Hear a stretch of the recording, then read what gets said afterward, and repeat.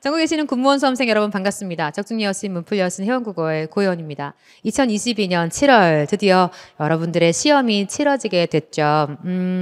시험을 치르고 우리 카페에 올라온 글들을 보면서 다양한 생각들을 했었는데 여러분, 이번 시험 아마 시험장에서 만났다면 비교적 좀 긴장을 많이 하게 했던 그런 문제들로 구성됐다는 생각이 듭니다. 그 이유는 뭐냐면 시험의 빈도가 과거에 우리가 만났던 빈도와 좀 차이가 생겼죠. 물론 우리가 끊임없이 모의고사와 봉투 모의고사, 다양한 특강 등을 통해 연습해서 준비가 되어 있었긴 했지만, 그러나 과거의 경험에 비추어 볼 때, 과거의 빈도에 비추어 볼 때 비문학의 빈도가 조금 높아졌기 때문에 그런 부분에서 여러분이 아마 실제 시험장에서는 좀 당황하는 요소가 되지 않았을까라는 생각이 듭니다. 그러나 내용면을 보면 여러분 이미 알고 계시고 저에게도 많이 들려주셨지만 우리가 연습했던 내용들이 차근차근 쌓여서 문제화되어 드러났어요. 다만 여러분들이 그런 것들을 어떻게 시험장에서 풀어냈을 것인가가 이 시험의 가장 중요한 관건이 되었으리라 생각합니다. 시험을 치르고 오신 우리 수험생 여러분 정말 고생하셨고 여러분의 노고에 한없는 격려와 응원을 보내드리고요. 또 시험의 결과라는 것은 우리가 뚜껑을 열어볼 때까지 알 수 없는 것이죠. 여러분 스스로를 점검하시고 여러분 또 좋은 결과 기다리면서 우리 남아있는 날들을 함께 했으면 좋겠습니다. 여러분 모두의 합격을 응원하고요. 저와 함께 이랬구나, 시험장에서 이런 문제들이었구나, 이렇게 풀었으면 좋겠구나 되짚어보는 시간 가졌으면 좋겠습니다. 여러분 모두를 응원합니다. 여러분, 자, 구무원 시험, 2022년 따끈따끈한 구무원 시험이 치러진 상태인데 저와 함께 이번 시간 구무원 9급은 이렇게 출제되었고 만약 내가 시험장이었다면 이렇게 풀었으면 참 좋았겠구나. 특별히 아마 이 수업은 구무원 시험을 끝내고 오신 분들보다 앞으로 시험을 준비하시는 분들이 특별히 꼭 구무원 직렬이 아니라 하실지라도 내가 이렇게 기출을 공부해야겠구나 하시는 분들이 훨씬 더 많이 여러분들 공부에 사용하시라 생각이 되거든요. 저와 함께 내용 같이 보면서 내가 이렇게 준비해 가야겠다. 이런 부분 이렇게 대비하겠구나.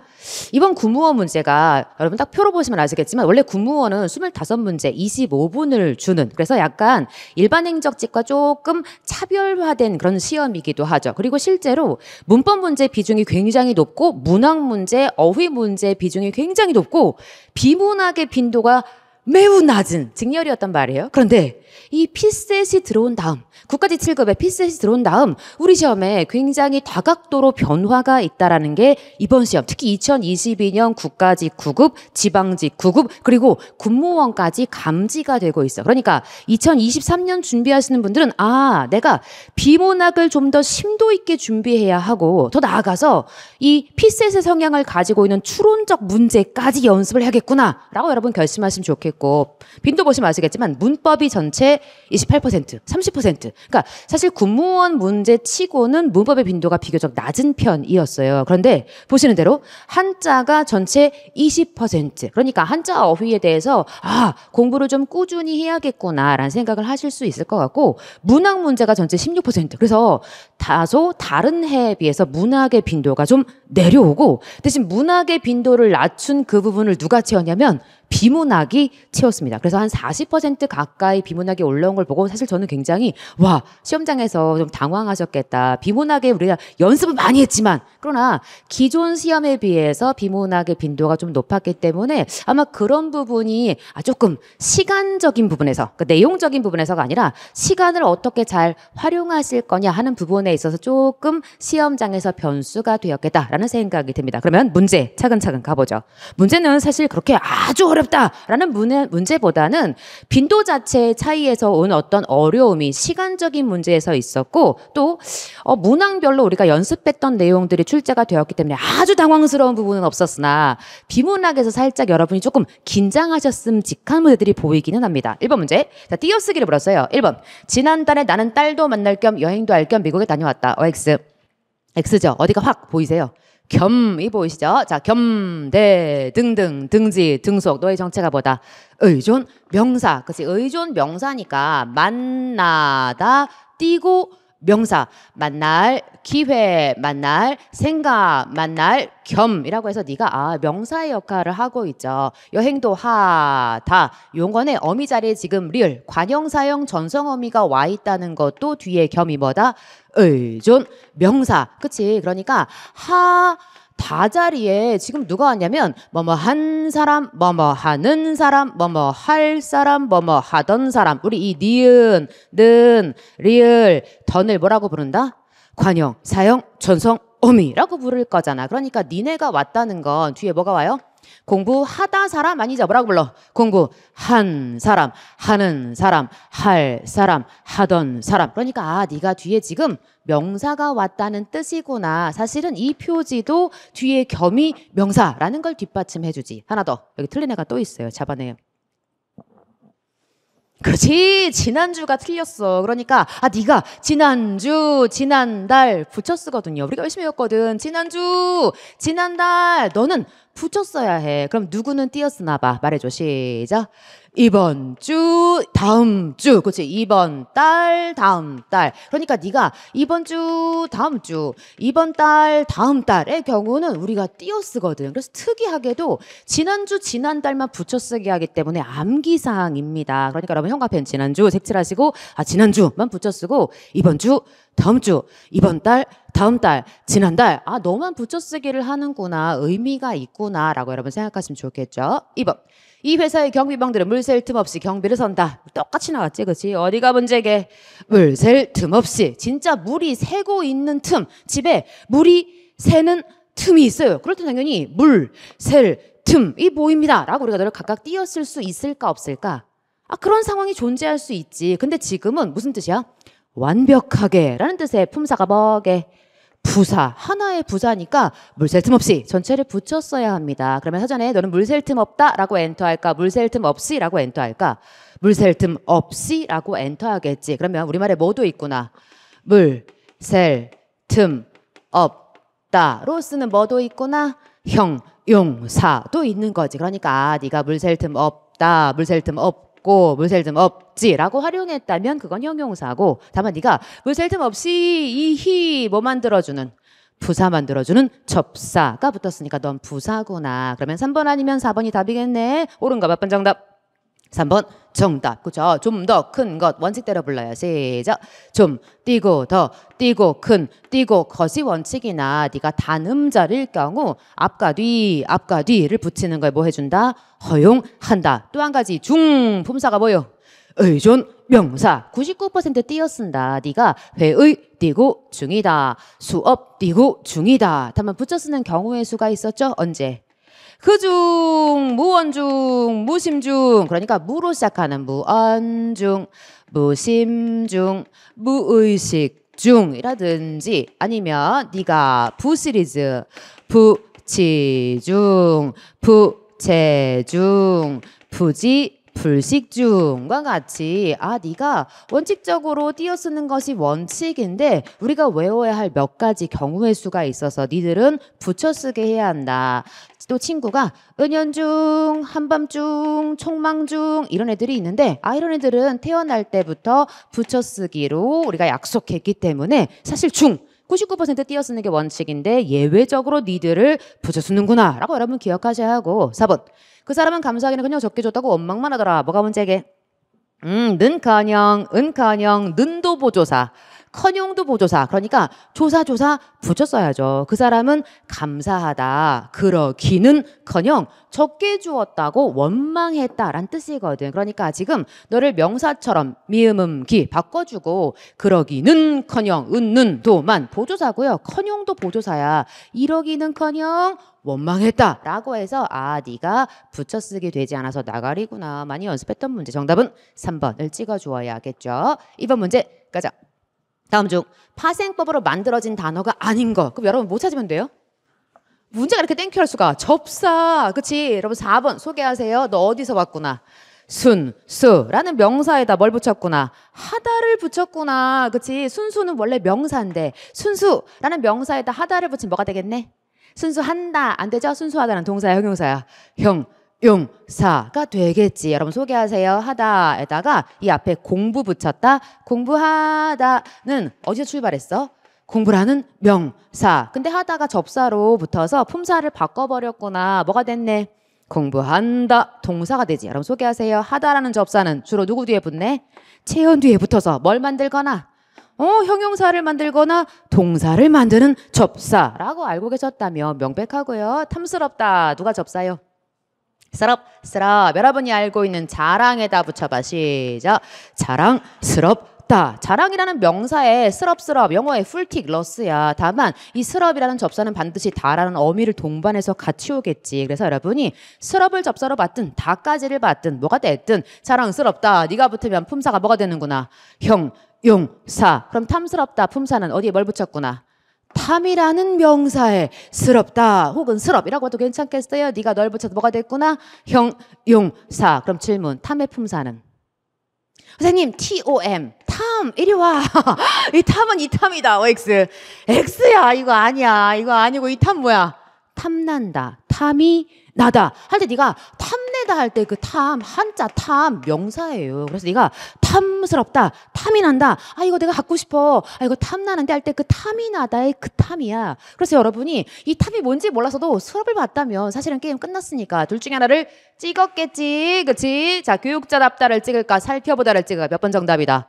2번 정답. 교육자답다에 누가 접사요? 답다, 참답다, 꽃답다, 답다가 붙으면 교육자라는 명사를 형용사로 바꿔버릴 거 아니야. 여러분 소개하세요. 파생법이라는 건 뭐가 붙은겨? 실질 형태소에 앞에 붙든 뒤에 붙든 껌딱지 뭐가 붙어요? 접사가 붙잖아. 그래서 앞에 붙으면 접두사, 뒤에 붙으면 접미사라고 부를 거고 접사의 역할은 뭐를 뭐하거나 의미를 제한하거나 그치 뜻을 제한하거나 아니면 두 번째 뭐 해야 해?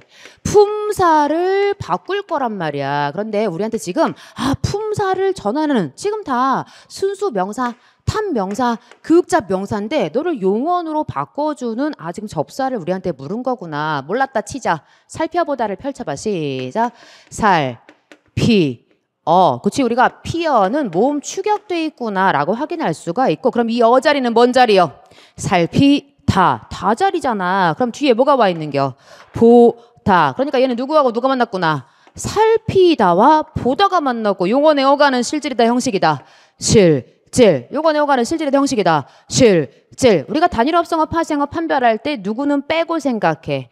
어미는 빼고 생각할 거니까 실질과 실질이 결합했으니까 단일어업성어 파생어 합성어가 확실하고 이 자리에 넣었어 안 넣었어?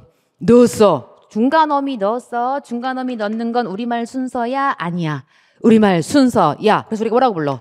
동사적 합성어라고 부를 거지. 그러니까 네가 살피다, 보다 만났구나. 이것만 알았다면 너는 파생어가 될 수가 없어. 정답은 2번이구나. 3번 문제 갑시다. 다음 중 사자성어가 가장 적절하게 쓰이지 않은 살짝 함정 깔았지 그죠? 우리가 혹시 놓칠까 봐 우리한테 나가리를 고르래. 1번 같이 읽어요. 시작. 견, 강, 부, 회. 견강부회가 뭐예요? 견, 끌어당겨. 소를 잡아당기고 있죠? 강할 강자 억지로라는 뜻이 있어요. 붙일 부자. 회자가 모을 회자. 그러니까 억지로 끌어다가 그래서 모아서 갖다 붙였다. 뭘? 억지 논리를. 그치? 그러니까 억지 주장, 억지 논리를 우리가 뭐라고 부른다? 견, 강, 부, 회. 말도 안 되는 말을 하는 걸 견강부회라고 그래. 그러니까 억지 논리 하지 말고 뭐라고요? 타당한 논거로 나의 주장에 대해 반대 논박, 반대 공격을 하세요. 말도 안 돼? 말 되지. 그러니까 억지 논리 하지 말고 타당한 논리로 반대 공격을 뭐라 그래? 반박이라고 하지. 그러니까 제 주장에 반대 주장하고 싶으시면 반박하고 싶으시면 이걸로 하세요 라고 이거 하지 마세요 라고 말했네. 2번. 이야 낯선 거 줬다. 그는 언제나 호시우보 하여 훌륭한 리더가 되었다. 여러분 호시우보 호 무슨 호? 호랑이. 시는 무슨 시? 불시. 어우 잘하네. 우는 무슨 우? 소, 우 무슨 보? 걸음보. 직역하세요. 호랑이처럼 보고 소처럼 걷다. 그게 뭔 말일까? 여러분 호랑이처럼 봐봐. 제가 타이거야. 라이언 할 뻔했어. 자 타이거야. 어떻게 봐야 돼 여러분? 노래 볼 거 아니야. 우보. 소처럼 걷는 건 빠르게 걷는 걸까? 느릿느릿 걷는 걸까? 느릿느릿. 그래서 원래 뜻은 뭐냐면 이 호랑이처럼 노래 본다는 건 통찰력, 뭔가를 꿰뚫어 보는 거지. 그러니까 통찰력을 가지고 뭔가를 꿰뚫어 보되 다만 얘는 빨리 행동하는 게 아니라 느릿느릿. 그러니까 뭔가 신중하게 행동하는 것을 가리키는 말이구나. 그래서 통찰력 있게 바라보고 신중하게 행동해서 훌륭한 리더가 되었다. 맞아 틀려? 맞아. 다만 시험장에서 모를 수 있지. 모를 수 있어. 낯선 애가 섞일 수 있다 그랬잖아. 모를 수 있어요, 여러분. 3번 이거 꼭 알아야지. 읽어. 시작. 도, 청, 도, 설. 네가 길도자, 들을 청자, 진흙도자, 말씀설자. 그러니까 직역하면 길에서 듣고 진흙길에서 말했다의 뜻인데 도청도설 무슨 뜻? 뜬소문. 그러니까 네가 길에서 듣고 길에서 말한 뜬소문. 그러니까 뜬소문에 현혹되어. 즉 현혹되다란 말은 안 좋은 거니까 이것에 네가 빠져서 주책 없이 행동하지 마시오. 돼 안 돼? 당연히 되지. 그러면 너 이번에 우리 띄고팀. 야 여기 띄어쓰기 이런 거 주면 정말 쥐약일 텐데 그쵸? 우리 대명사 팀 명사. 그러니까 널 띄어쓰기 해줘야겠지. 우리 팀이 크게 이긴 것을 전화위복으로 여기자. 여러분 전화위복이 뭐예요? 재앙이 굴러가서 뭐가 됐어? 복이 되었다. 여러분 여기에 뭐가 없어? 재앙이 없어 이 문장에. 그러니까 우리 팀이 되게 망했다가 이번에 이겼으니 전화위복이다. 그러니까 이 전화를 얘기하려면 재앙이 나와야 되는데 이 문장에는 그 어디에도 뭐가 없다. 재앙이 없어. 그러니까 이번에 우리 팀이 크게 이긴 건 복이야. 이렇게 얘기할 수는 있지만 전화위복이라고 말할 건덕지가 네가 그런 근거가 없어. 몇 번 나가리구나. 4번 너 나가리. 그래서 우리한테 살짝 항상 이래. 시험장은 낯선 애를 분명히 물타기를 할 거야. 모르는 건 건들지 마. 네가 꼭 아는 것에서 승부를 봐야 한다고 누누이 강조했죠. 네가 전화위복이 되려면 재앙이 굴러가서 즉 재앙이었는데 나한테 이게 안 좋은 줄 알았는데 이게 복이 되었다. 아니 아이가 다리가 부러졌어요. 그래서 아이고야 어떡하면 좋아. 우리가 아이가 다리가 부러졌네. 근데 나라에 방이 났어. 이 모든 건강한 신체 건강한 남자들은 다 전쟁에 나오시오. 그래서 우리 아들만 안 나갔어. 네가 나오게 된 베이스에 그 세옹지마랑도 관련이 있는 녀석이거든. 그러니까 너를 찍어서 살짝 함정 깔아준 건데 아주 어렵지는 않았어요, 여러분. 3번 문제 가보자. 다음 중 밑줄치 부분에 한자가 나머지 셋과 다른. 이거 꼭 쓸 수 있어야 된다. OX. X죠, 여러분. 이거 꼭 쓸 수 있어야 되는 게 아니잖아. 여러분이 생각해서 충분히 풀 수가 있어요. 우리한테 이 4개 중에 한 녀석이 따로 논다. 여러분 이제 만만한 애가 있을 거 아니야. 마모, 절차탕마, 연마, 마비 중에 만만한 거 뭐가 있어? 절, 차, 탕, 마가 뭐 하는 거야? 절. 끊고 차, 또 갈고 탁, 쪼고 마 뭐 하는 거야? 가라. 얘 가는 애야. 그러니까 뭔가 열심히 사실은 네가 이게 쭉쭉쭉 자라는 산마. 근데 밑에다가 돌석자를 쓰면 네가 갈다. 돌에 뭔가를 갈다. 연마하다. 할 때 말한 말이야. 가는 게 연마라고. 그게 뭐라고요? 연마라고. 그러니까 얘네 두 개는 완벽하게 묶이는 애야. 그러니까 절차탕마. 갈고 닦고 쪼고. 그러니까 열심히 갈았어. 그게 연마하다의 뜻이란 말이야. 그러니까 우리가 이게 갈다의 뜻인 거 몰라도 절차탕마 뭐라고 배웠어? 학문을 연마하다, 기술을 연마하다 라고 여러분이 뜻을 외웠다면 얘네 둘은 때려야 뗄 수가 없지. 그럼 답은 이거 아니면 이거야. 네가 마비되다 할 때 마 찍을까? 네가 나사가 뭐 한 거 같아? 다 달았어. 네가 다 그라인디드 된 거 아니야. 다 갈려버린 거 아니야. 그러면 답은 1번 찍을까? 4번 찍을까? 4번 찍어야지. 그치? 마비되다 할 때 맞자에는 네가 질병이기 때문에 네가 딱 붙어서 네가 마비되다 할 때의 증세에는 질병임을 표시하는 또 네가 달라붙는. 그래서 돌이 안 붙어. 그러니까 열심히 돌을 갈듯이 마치 절, 차, 땅, 마 갈고 닦고 쪼고 하는 거고 연마 역시 마치 열심히 돌을 가는 것처럼. 그래서 마모 마치 돌이 뭔가 갈아내는 것처럼 어떤 나사 같은 게 달아 없어진 걸 우리가 마모라고 한다는 거지. 오른쪽은 아시죠? 모발 할 때의 모자가 또 와 있기도 하죠. 네가 털모자가 와 있는데 어쨌든 그런 상관계구나. 여러분은 절차탕마 좀 보시면 좋겠어요. 절 보시면 뭐가 나와? 칼로 끊어내고. 차 보시면 뭐가 나와?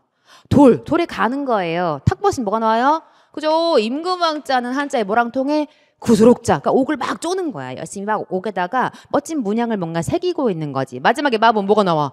돌이 나와. 그러니까 열심히 자르고 뭔가 또 갈고 또 쪼고 갈고. 그래서 우리가 주로 학문과 기술을 뭐 한다고 배웠어?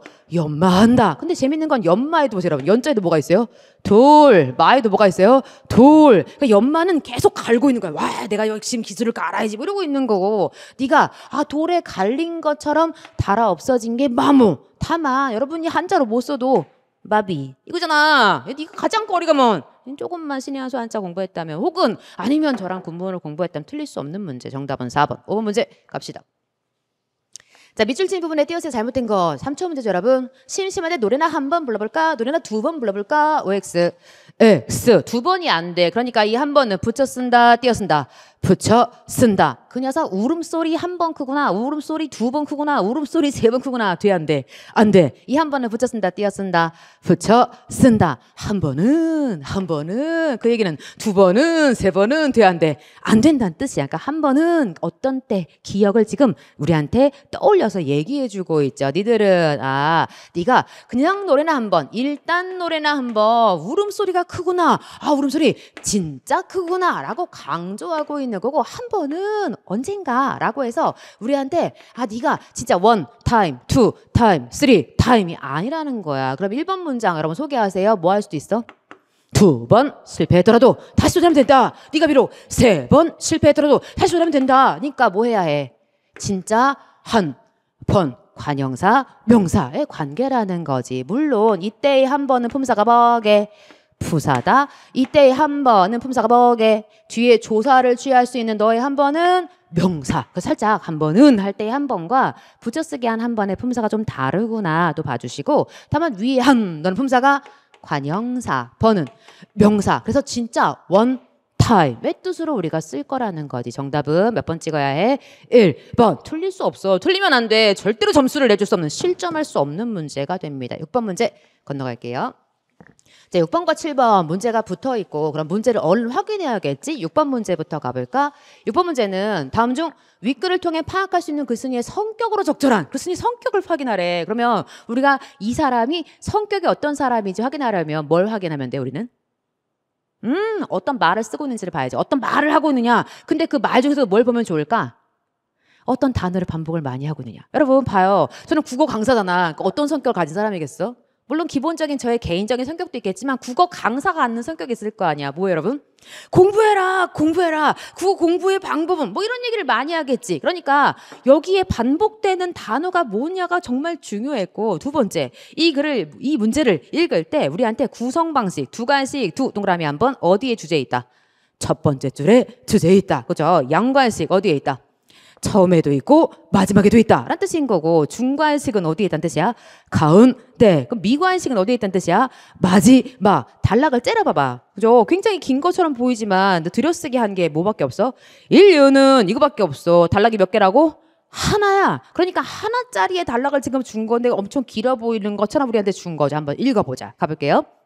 인류는 우주의 중심이 아니라 가장자리에 있으며 인류의 기적 같은 진화는 유대, 기독교, 이슬람이 전제하고 있는 바와 같이 초월자의 선택에 의해 결정됐거나 힌두, 불교가 주장하고 있는 것과는 달리 자연의 우연한 산물이다. 이야, 살짝 다르다라는 말을 섞어놨다. 그러니까 이 인류의 기적 같은 진화가 여기 유대, 기독교, 이슬람 전제하고 있는 바와 초월적인 선택에 의해 결정됐거나 힌두, 불교 전하는 것과는 달리, 그치? 뭐래?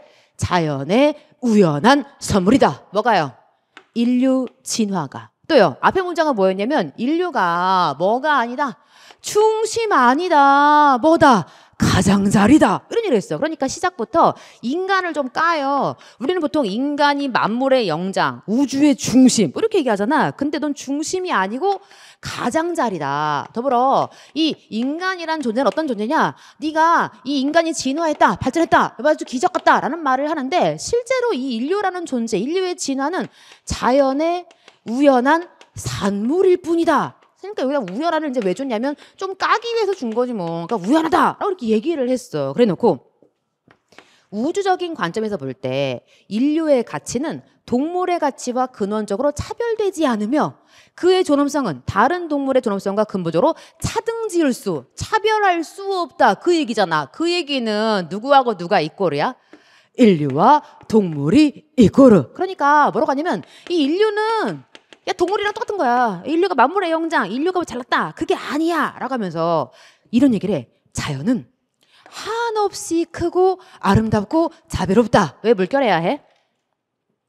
왜 물결해야 해? 누구 얘기하다가 인류 얘기하다가 이제 뭐 얘기하기 시작하니까 자연은 그치 그러니까 단락은 하나인데 시작할 땐 인간 얘기를 했어. 인류는 중심 아니야 가장자리야. 인간은 뭔가 진화했지만 인간은 자연의 산물일 뿐이야. 이런 종교가 얘기하는 거랑 다르다라고 종교에 대해 반대하면서 더불어 이 인간의 가치와 동물의 가치, 인간의 존엄성, 동물의 존엄성 차별 없어 똑같아 라고 한 다음에 자연을 얘기하기 시작해. 자연은 한없이 아름답고 자비롭다. 미국 원주민이 대지를 어머니라고 부르는 것으로 알 수 있듯이 자연은 모든 생성의 원천이자 젖줄이다. 자연은 어머니다. 자, 그래 놓고 뭐라고 하냐면 그것은 블라블라하기 때문이다. 근거를 대. 왜 자연이 어머니냐? 자연은 한천전복이 보면 볼수록 느끼면 느낄수록 생각하면 생각할수록 생선하고 풍요하기 때문이다. 너의 이유지. 그래 놓고 자연은 또 무한히 조용하면서도 생기 넘치고 무한히 소박하면서 환상적으로 아름답고 장엄하고 거룩한 모든 것들의 모체이다. 그것들 자체이다. 누구 얘기냐? 자연은 모체다. 자연은 그것 자체다 라고 또 얘기해. 그래놓고 자연은 영혼을 가진 인류를 비롯한 유한한 그 밖에 그 수많은 동물의 식물과 동물들의 신비롭고 거룩한 모든 생명체를 세며 일터이자 유시하고 생명의 동지이며 영혼을 가진 인간이 태어난 땅이었기 때문이다. 그러니까 속성을 나열해주고 너희 큰 거. 자연은 이렇다. 이렇기 때문에. 자연은 이렇다. 이렇기 때문에. 라고 지금 뭔가 짝이 되는 것 같아. 자연은 모든 존재의 터전인 동시에 그 원리이며 그러한 것들의 궁극적 의미이기도 하다. 자연은 생명 그 자체의 활기, 존재 아름다움의 효상이다. 또한 그것은 인간이 배워야 할 진리이며 모든 행동의 도덕적, 실용적 규범이며 지침이며 길이다. 뭐가요? 자연이요. 다시 앞으로 가볼게. 그러니까 우리가 아무리 대충 읽어서도 여기까지는 인간 얘기를 하더니 여기서부터 저기 마지막 끝에까지는 누구 얘기를 쭉 하는 거야. 자연은 이러하다. 자연은 이런 속성, 자연은 이런 특성을 가진 거다라고 쭉 얘기해. 그래놓고 마지막 이런 얘기를 해. 자연은 정복과 활용이 아니라 감사와 보존의 대상이다. 질문. 인간 얘기하고 싶은 글이다. OX. 아닌 것 같지. 그러니까 인간 얘기했으면 인간 양이 말했는데 인간 앞에 뜩 하니 그냥 인간은 동물과 똑같다라고 말하고 끝났으니까 두 갈씨가 아닌 거야. 그치? 그래놓고 자연의 특성을 쭉 말한 그 가운데에 주지 있다. OX. X. 그럼 여기다가 뭘 넣어? 시작. 넣어봐. 시작. 그러므로 자연이 이러한 속성을 가지고 있으므로 이 말을 넣었으면 너무 쉽잖아. 그러니까 이 말을 빼버린 거야. 자연은 정복하면 돼, 안 돼? 안 돼. 자연을 활용하면 돼, 안 돼? 안 돼. 자연이 엄마야. 엄마를 어떻게 정복하고 엄마를 어떻게 활용해? 그럼 자연은 뭐 해라? 감사해라. 자연을 뭐 해라? 보존해라. 라고 지금 자신의 주장을 사실은 평서문처럼 떡 찍어놨지만 실제로는 이거 해야 한다 라고 말하고 있는 논설문에 가깝지. 그러니까 우리는 이 사람이 낭만주의자라고 확인할 수 있다. OX.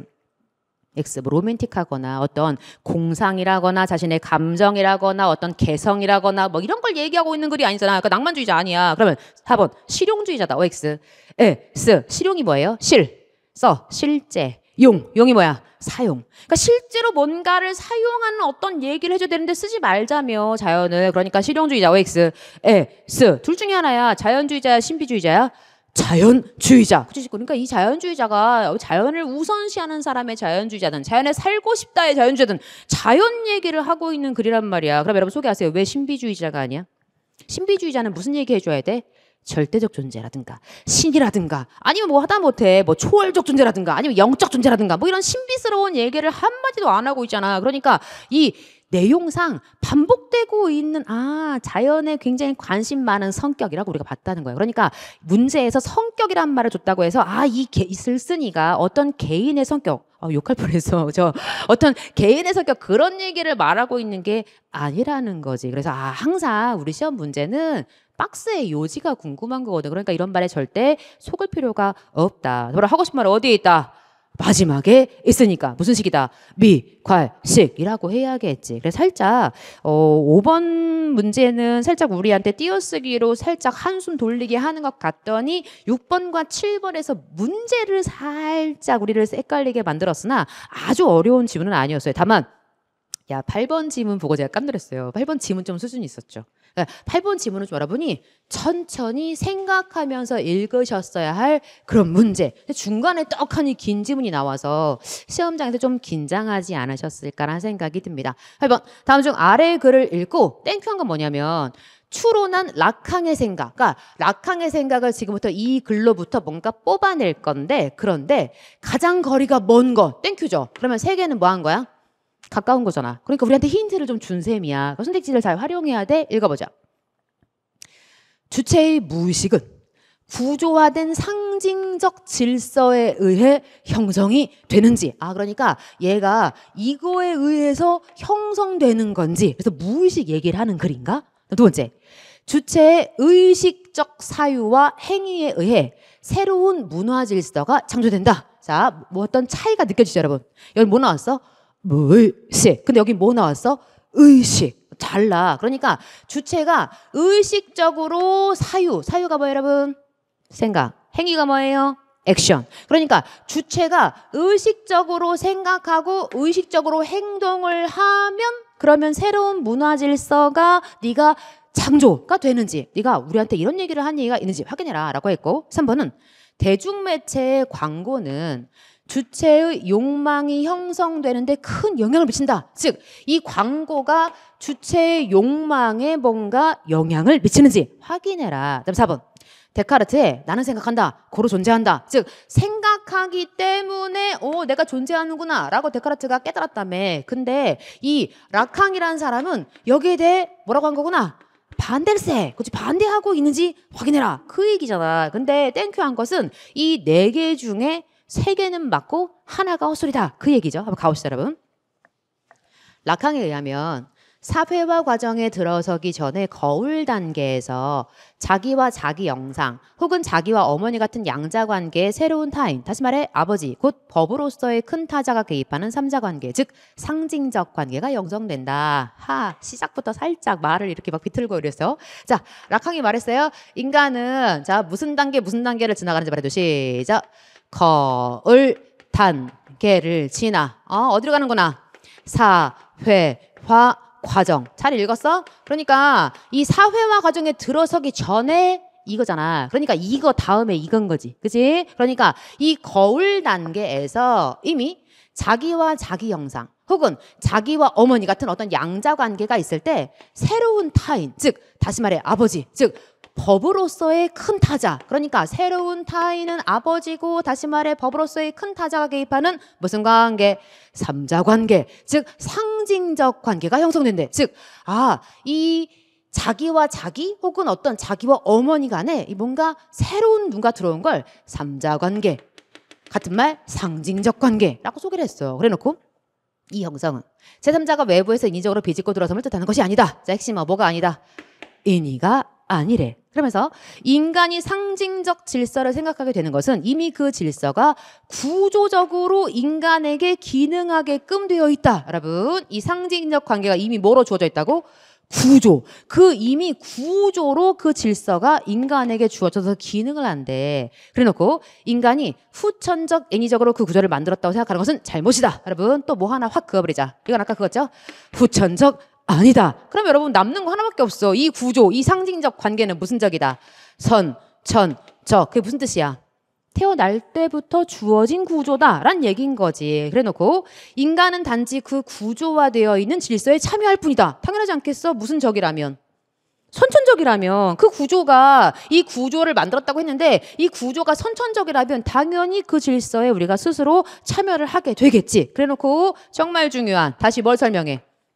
말하자면 지금 얘기한 그 구조란 의식되지 않는 가운데 인간 문화에 기저해서 인간의 행위를 규정함을 뜻하는 것이다. 우리한테 이 낱말만 안 줬을 뿐이지. 여러분, 인간이 이 거울 단계에서 이미 무엇을 확인하게 되냐면 구조를 확인하게 된대. 구조. 그 구조란 어떤 구조냐? 상징적 구조. 사실 우리한테 이런 말을 한 거지. 네가 뭐 질서다, 구조다. 그러니까 구조니까 질서가 있다라는 거 사실은 말한 거고. 그러니까 상징적 구조로 말하든 상징적 질서로 말하든 이것은 네가 인위적이야, 후천적이야, 선천적이야? 선천적으로 이 거울 단계라는 단계에서 이미 인간 안에 이게 있다라는 걸 안다는 거야. 근데 이 구조가 뭐냐? 의식되지 않는 가운데. 여러분, 의식되지 않는 거 뭐라 불러요? 무의식. 그래, 이 구조의 이름이 뭐야? 무의식인 거야. 그러니까 의식되지 않는 가운데 인간 모든 문화의 기저 밑바닥에서 인간의 행위를 규정해. 여러분이 왜 이런 짓을 했어? 저도 몰라요. 그럴 때가 있잖아. 나도 모르게 그냥 그랬어요. 그럴 때가 있잖아. 그거 왜 그런 거야? 나한테 뭐가 있는 거야? 무의식. 아니요, 제가 초등학교 3학년 때 저희 이제 맨날 수업 때마다 이 얘기를 해서 그 문방구 사장님이 저를 찾아오지 않을까. 아마 그분도 그때 용서하셨으니까. 제가요, 어느 순간 제가 이렇게 그렇게 캐릭터 있는 막 이렇게 모양이 있는 연필을 굉장히 좋아하거든. 근데 저도 모르게 가서 이렇게 제가 이렇게 집어가지고 가방에 확 넣어. 엄마한테 이렇게 하고 정말 먼지 폴폴 날리게 맞았고요. 그 결국 들고 갔어요. 문방구 아저씨한테 울면서 말하기 창피하니까 이제 속칭 쪽팔린 거죠. 그러니까 막 말도 못하고 예예예예예 말하면서 막 이미 그분 다 이해하시고 괜찮아 가져. 엄마가 굳이 돈 내고 왔다는 거 아닙니까? 왜 그랬어? 나도 몰라요. 나의 무의식에 이 인간은 태어날 때부터 주어진 나의 상징적 구조 질서 속에 들어있어 그런 짓을 한 거예요. 그러므로 라캉에게 있어서 결론을 한번 정리해 줍니다. 주체의 존재 양태는 무의식적인 것을 바탕으로 해서 가능하다. 그러니까 한 번 더 우리한테 무의식이란 말을 던져준 거야. 그래 놓고 주체 자체가 무의식적인 것으로서 형성된다. 그러므로 우리한테 얘기를 해. 주체는 뭐다? 무의식적 주체다. 그러니까 이걸 무의식이란 말은 안 해줘. 그래 놓고 살짝 인간이란 존재가 무의식적 주체. 왜 무의식적 주체야? 이걸 가지고 있는 게 인간이니까 인간이란 주체라는 것은 무의식적 주체와 똑같은 거다라고 이제 우리한테 이렇게 말을 해주고 살짝 이 구조 이름만 정확하게 말을 안 해줬어. 그래서 우리가 이게 이거라는 걸 알아내는 게 조금 좀 수준 있는 지문이었죠. 그래 놓고 자 단락이 살짝 이렇게 하나 두 개 돼서 여기까지는 이제 이 구조에 대해 설명한 다음에 그 다음 이제 이런 얘기를 해준다. 단락이 또 바뀌었죠. 라캉에게 나의 사유와 나의 존재는 사실상 분리되어 있다. 이게 무슨 얘기냐? 그는 나의 사유가 내 생각이 내 존재를 확인시켜주지 못한다고 주장한다. 생각나는 말이 있죠. 그죠? 또 얘기합니다. 나는 생각한다. 그러므로 나는 존재한다에 대해서 이 사람은 찬성한 거야? 반대한 거야? 반대한 거야. 왜? 사유는 여기 있고 존재는 여기 있고 분리되어 있다는 얘기는 내가 생각하는 한다라고 하는 이 의식이 없는 곳에서 나는 존재하고 있고 또 내가 존재하고 내가 존재하는 곳에서 나는 생각하지 않는 즉 라캉은 뭐라고 말하냐? 무의식은 타자의 진술일 뿐이다. 즉 나의 생각이 아니라 이 무의식에 대해서 한마디 또 말해줬다. 이 무의식은 뭐다? 타자의 진술이다. 그러니까 우리는 내가 어떤 생각을 할 때 내가 지금 이런 생각을 하고 있구나 라고 생각하지만 사실은 이 라캉이라는 사람에 의하면 다른 사람이 해준 말이 어디에 들어와 있는 거야? 내 머릿속에 들어와 있는 거래. 그러면서 바꿔 말하면 언어 활동에서 우리가 보내는 메시지는 즉 내가 뭐라고 말하는 그 메시지는 이미 타자로부터 발언되어 우리에게 온 것이다. 그러면서 이런 말을 해. 무의식은 주체에 끼치는 기표의 영향이다. 야 진짜 난도 있는 단어를 하나 썼다. 이 기표가 뭐냐면 시니피앙. 시니피앙이 뭐냐면 모든 기호는 반드시 두 가지. 뭐하고 뭐가 있어? 형식과 내용이 있어. 그 형식이 바로 이 기표예요. 이 기표 대신에 기의라는 말을 쓰면 시니피에라는 말을 하고 이 시니피에가 의미거든. 그러니까 살짝 형식이란 말을 주면 우리가 알아먹을 텐데 굳이 우리한테 표시 즉 타자가 나한테 뭐라고 말해준 것에 영향을 받아서 나의 뭐가 형성되었다?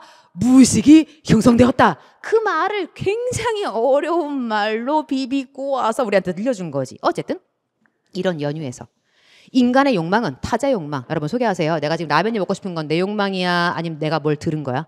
내가 뭘 들은 거야? 먹어봐! 열라면! 이런 광고를 들은 거야. 그러니까 라캉의 주장에 따르면 인간이 뭔가를 하고 싶다는 건 그건 뭐 한 거야?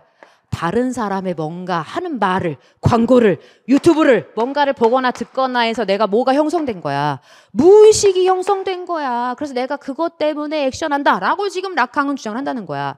의식의 차원에서 내가 스스로 주체적이라고 말하는 것 같지만 그것은 어디까지나 허상이다. 내가 생각하는 게 주체가 내가 생각한 게 아니라는 거야. 실상은 내가 하는 모든 말은 타자의 진술에 의해서 구성된다. 즉 내가 한 말은 누군가가 나한테 했거나 내가 어디선가 들었거나 내가 어디선가 봤거나 이런 걸로 구성된다는 거야. 나의 욕망도 타자의 욕망에 의해 구성된다. 못 알아들까? 한 번 더 말해줘. 내가 스스로 원하는 욕망 이딴 건 없다는 거야. 그러니까 우리가 뭔가를 먹고 싶어 뭔가를 갖고 싶어 라고 하면 사실은 내가 내 속을 들여다봐야 돼. 내가 정말 먹고 싶나? 내가 정말 갖고 싶나? 왜? 사실은 이미 내가 다른 사람의 무언가로부터 나의 무의식을 만들어서 언어는 무슨 기호야? 상징기호거든. 나의 상징적 구조, 나의 언어적 그 무의식의 구조가 이미 형성되어 있다라는 게 라캉의 주장이라는 거지. 그러니까 사실은 우리가 알고 있는 배경 지식을 활용하지 않고서는 읽을 수 없는 글이기도 하고, 설령 우리가 이 배경 지식이 없다 하더라도 다만 이 자체로는 충분히 읽어내는 것은 그렇게 크게 어려운 일은 아니었어. 왜냐? 답이 너무 허무했거든. 자, 우리가 읽었잖아요. 답을 보러 가볼게요, 여러분. 자, 주체의 무의식은 소개하세요. 시작. 구조화된 상징적 질서에 의해 형성되다. 맞아, 틀려? 맞아. 그치? 데카르테, 나는 생각한다. 그로 존재한다. 이 사람 뭐라 했어? 생각과 존재, 사유와 존재가 따로따로라며. 그러니까 생각하기 때문에 존재한다라는 명제를 인정했어? 불인정했어? 불인정. 한 셈이고, 우리가 어떤 거 사고 싶어. 그건 뭘 봤기 때문이야.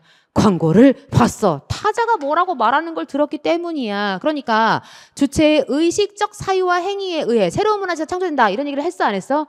전혀 언급하고 있잖아. 우리가 의식적으로 뭔가를 생각하고 의식적으로 뭔가를 행동해서 새로운 문화 질서를 창조한다. 이런 얘기를 전혀 언급하고 있잖아. 그러니까 상당히 수준 있는 질문이었지만 답이 너무 허무하게 쉬워서 이걸 틀리면 아니 되는 문제였다고 주장하고 있는 중인 거예요, 여러분. 어떻게 시험자들 프로세스 굉장히 궁금해. 사실은 엄청 긴장했을 거예요. 지문에 난도가 생기면 여러분 긴장하는 건 당연하죠. 그래서 제가 분명히 예언했죠. 군무원도 난도 있는 비문학 지문이 반드시 한 문제 이상 나올 것이다. 중간에 나올 줄이야. 마지막에 심어줄 줄 알았어. 근데 8번에 똑 심어놔서 아마 시험장에서는 긴장도를 훨씬 더 여러분 높였겠죠. 자, 9번 문제 가봅시다. 다음 중 아래 시의 주제로 가장 옳은, 와우, 상당히 수준 있는 문제였어요, 여러분. 제목이 뭐예요, 여러분? 김광섭의 해바라기. 우리한테 물은 게 뭐냐면 주제야. 그러니까 굳이 대화 선택지를 미리 읽을 필요가 없어. 이 시의 주제니까 우리는 제목을 읽고 확인해야 해. 해바라기를 노래했구나. 일단 모든 시는 제목이 제일 중요해요. 이거 읽고 제목을 확인했어야 해. 그래서 뭐라고 하냐면 바람결보다 더 부드러운 은빛 날리는 가을 하늘 현란한 광채가 흘러 양양한 대기에 바다의 무늬가 인다. 질문. 말하고 싶은 게, 자, 바람결이에요? 아니면 가을 하늘이에요? 아니면 바다예요? 여러분, 말하고 싶은 게 이 셋 중에 하나예요. 뭘 말하고 싶은 거예요? 가을 하늘이요. 그쵸? 그러니까 이 가을 하늘은 지금 바람결보다 더 부드러운 은빛, 뭔가 구름인가 보지. 그런 구름빛을 날리는 그 가을 하늘, 그 가을 하늘에 현란한 광채가 흘러서 마치 양양한 대기, 하늘이 대기잖아. 그 대기에 뭐가 흘러? 마치 바다의 무늬처럼 자기는 느꼈다 이거야. 핵심은 지금 뭘 말하고 있는 거다? 가을 하늘. 그러니까 가을 하늘이 이렇다라고 가을 하늘을 보여준 거야. 그래 놓고 지금 아직 뭐 안 나왔어. 해바라기 안 나왔어. 한 마음에 담을 수 없는 천지의 감동. 천지가 너무 멋졌대. 그 천지의 감동 속에 찬연히 피어난 백일의 환상을 따라, 이 백일이 누굴까? 선. 이것의 환상을 따라 다름치는 하루의 분방한 정념에 헌신된 모습. 이야, 진짜 어렵다. 누구의 모습이게? 누구의 모습일까? 누가 막 이 태양을 향해 달리기를 하는데, 얘 누굴까요? 해바라기. 그치? 해바라기 등장한 거야. 그러니까 멀리서 본 것 같아. 그러니까 은빛 그랬으니까 네가 구름 눈치 깠을까? 가을 하늘 뭔가 현란한 광채, 뭔가 바다 같은 이렇게 출렁출렁 하늘이 출렁이는 것 같고 그 밑에 뭔가 막 이 태양이 있는데 어떻게 그려? 이 태양을 향해서 뭔가 막 다름질하는 것 같은, 그 다름질이 뭐냐면 많이 피어 있는 거지. 그러니까 한 개가 피는 게 아니야. 한 송이가 아니라 막 다름질하는 것 같, 달려라 해바라기 막 이렇게 다름질하는 것 같은 분방한 정념에 헌신된 해바라기의 모습. 그래놓고 생의 근원을 향한 아폴로의 호탕한 눈동자같이 황색 꽃잎 금빛 가루로 겹겹이 단장한 야의욕의 씨, 원광에 묻힌 듯 향기 이거가니? 질문. 눈동자를 말하고 싶은 거야? 금빛 가루를 말하고 싶은 거야? 씨를 말하고 싶은 거야? 셋 중에 하나를 말하고 있다고. 뭐? 씨앗을 말하고 싶은 거야. 그러니까 네가 마치 우리가 이게 뭔지 알 게 뭐야. 생의 근원을 향해서 아폴로가 뭔가 호탕한 눈동자를 가지고 있었나 봐. 그 눈동자 같이. 그러니까 비유했을 뿐이잖아. 우리가 뭐라고 불러? 지규라고 부르죠. 그러니까 천사 같은 해원을 찾아야지. 그치? 그러니까 이 호탕한 눈동자 같이 마치 황색 꽃잎 금빛 가루로 겹겹이 단장한 뭐예요? 씨앗이요. 그러니까 지금 가까이 온 거야? 멀리 온 거야? 가까이 온 거지. 황색 금빛은 이 잎을 가리키는 거고 해바라기 잎이고 그 안에 뭐가 있다고요? 씨요. 사실 새카만 색이 있어야 되는데 새카만 색이 없어요. 그래서 이렇게 칠해요. 보랏빛으로. 그러니까 지금 이게 눈동자 같다 라고 이 씨를 말하는 거야. 그러면서 원광에 묻힌 동그란 빛. 그러니까 아마 햇빛에 묻힌 듯 향기의 이 씨가 익어간다. 그러니까 여기는 씨앗이야. 그러니까 여기는 하늘이고 여기는 멀리서 본 해바라기의 모습이고, 그다음 이제 마지막에 이제 뭔가 얘기 한마디 하겠지. 그래놓고 한 줄기로 지향한 높다란 꼭대기의 환희에서, 그러니까 한 줄기. 해바라기가 보통 이렇게 줄기가 들고 올 걸 해바라기. 야, 줄기가 좀 길고 크고 이렇잖아요. 한 줄기로 지향한 높다란 꼭대기의 환희엔 누가 있어? 씨앗을 지금 환희라고 말한 거야. 이 환희에서 순간마다 이룩하는 태양의 축복을 받은 자 누구? 해바라기. 그치? 늠름한 잎사귀들의 경의를 담아들고 얘네들이 막 와 해바라기 최고. 잎사귀들이 해바라기를 칭찬한다. 그리고 끝났어. 핵심 뭐냐? 아닌 거 지워야지. 여기 1번 자연과 인간의 교감이 있다. X. X. 여기 어디 자연과 인간이 와 내가 뭔가 자연과 뭔가 통했다 이런 게 전혀 없어. 2번 가을이 뭔가 멋있다. 이 가을의 어떤 풍경과 와 정치 죽여줘요 이런 게 있다. OX.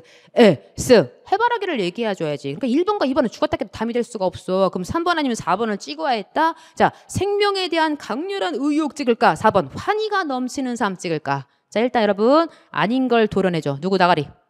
4번 환희가 넘치는 삶. 환희 어디 있었어? 꼭대기의 환희. 이건 뭐일 뿐이야? 해바라기 씨앗일 뿐이야. 그러니까 이 환희가 이 시에서 굉장히 중요한 시어가 아니라고. 해바라기가 중요하잖아. 그러니까 너를 지우고 나면 누가 남아? 생명에 대한 강렬한 의욕. 아까 시작할 때부터 누가 막 달려가? 이 태양을 향해서 이 태양을 이 환상을 따라 다름치는 헌신된 모습. 오로지 태양을 따라가겠어요. 그래서 얘 이름이 뭐야?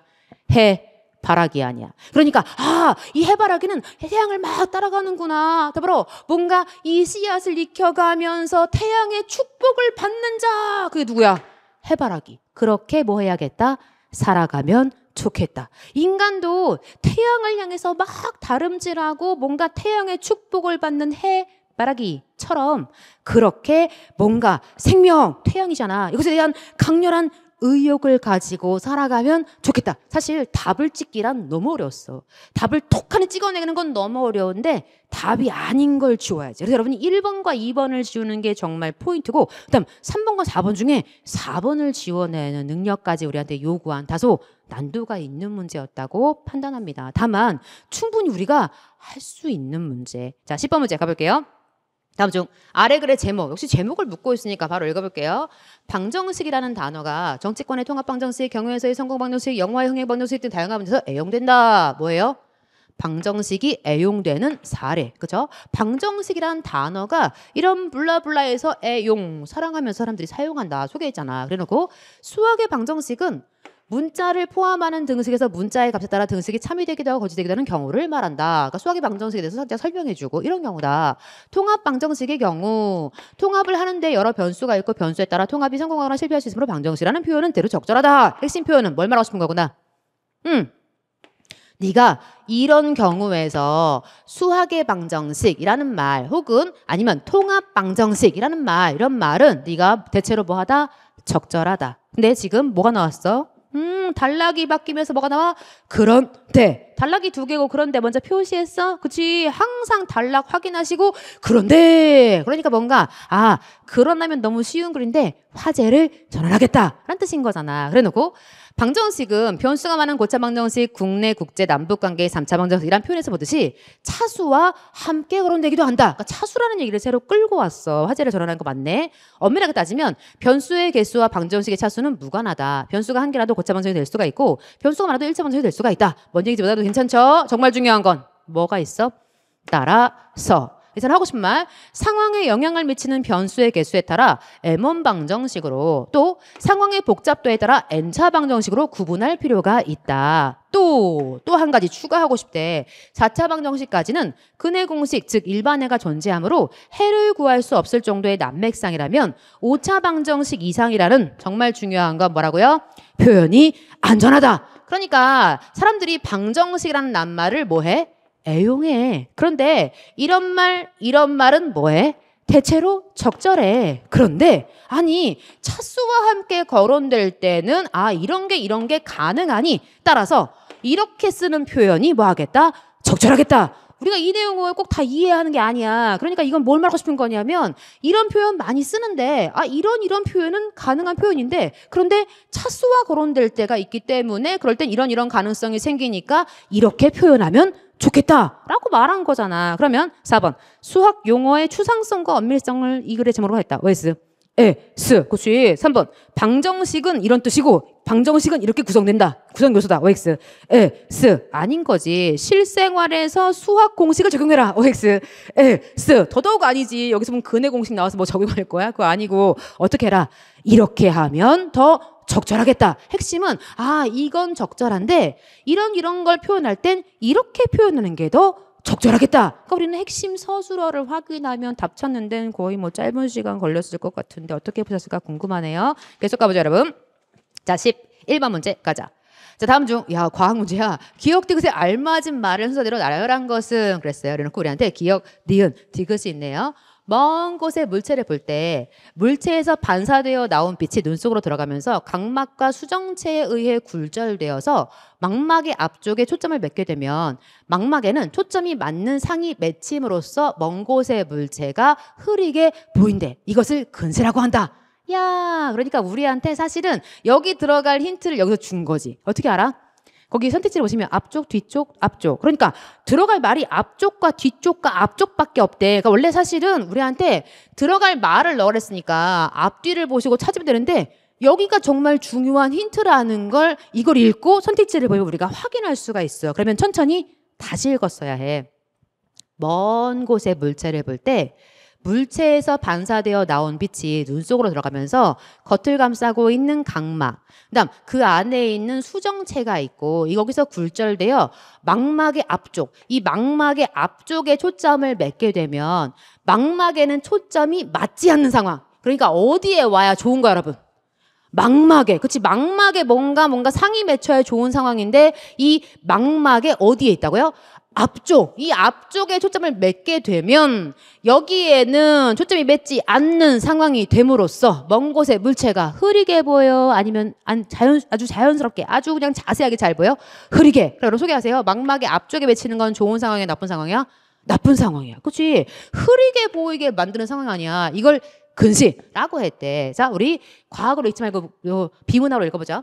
근시인 눈에서 보고자 하는 물체가 눈에 가까워지면 망막의 여기에 맺혔던 초점이 여기로 이동해서, 핵심은 여기로 이동하면 망막의 초점이 맺혀서 흐리게 보이던 물체가 선명하게 보이게 된다. 즉 망막의 초점이 맞게 되는 상황은 이리로 이동하면 네가 선명하게 보일 거래. 그러니까 여러분 소개하세요. 여기는 어디로 가야 돼? 뒤쪽. 그치? 뒤로 빠져야지. 네가 앞쪽에 있으면 흐리다며. 그러니까 뒤로 빠져야 될 거 아니야. 그러니까 어디에 맺혔던 초점이? 앞쪽에 맺혔던 초점이 뒤쪽으로 이동해 줘야 그래야 네가 선명하다. 이 뜻인 거잖아. 이와 같이 근시는 먼 곳의 물체는 잘 안 보이고 가까운 곳의 물체가 잘 보이는 것을 말하는데 근시의 정도가 심하면 심할수록, 그럼 얘는 정도가 심하면 심할수록 잘 보일까 잘 안 보일까? 잘 안 보이겠지.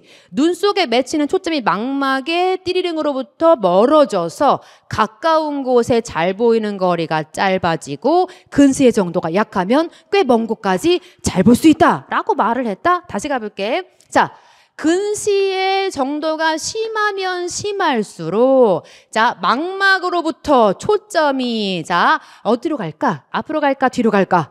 앞쪽으로. 그렇지. 앞쪽으로 멀어지게 되겠지. 왜? 네가 흐리게 보이는 건 어느 쪽으로 하는 거야?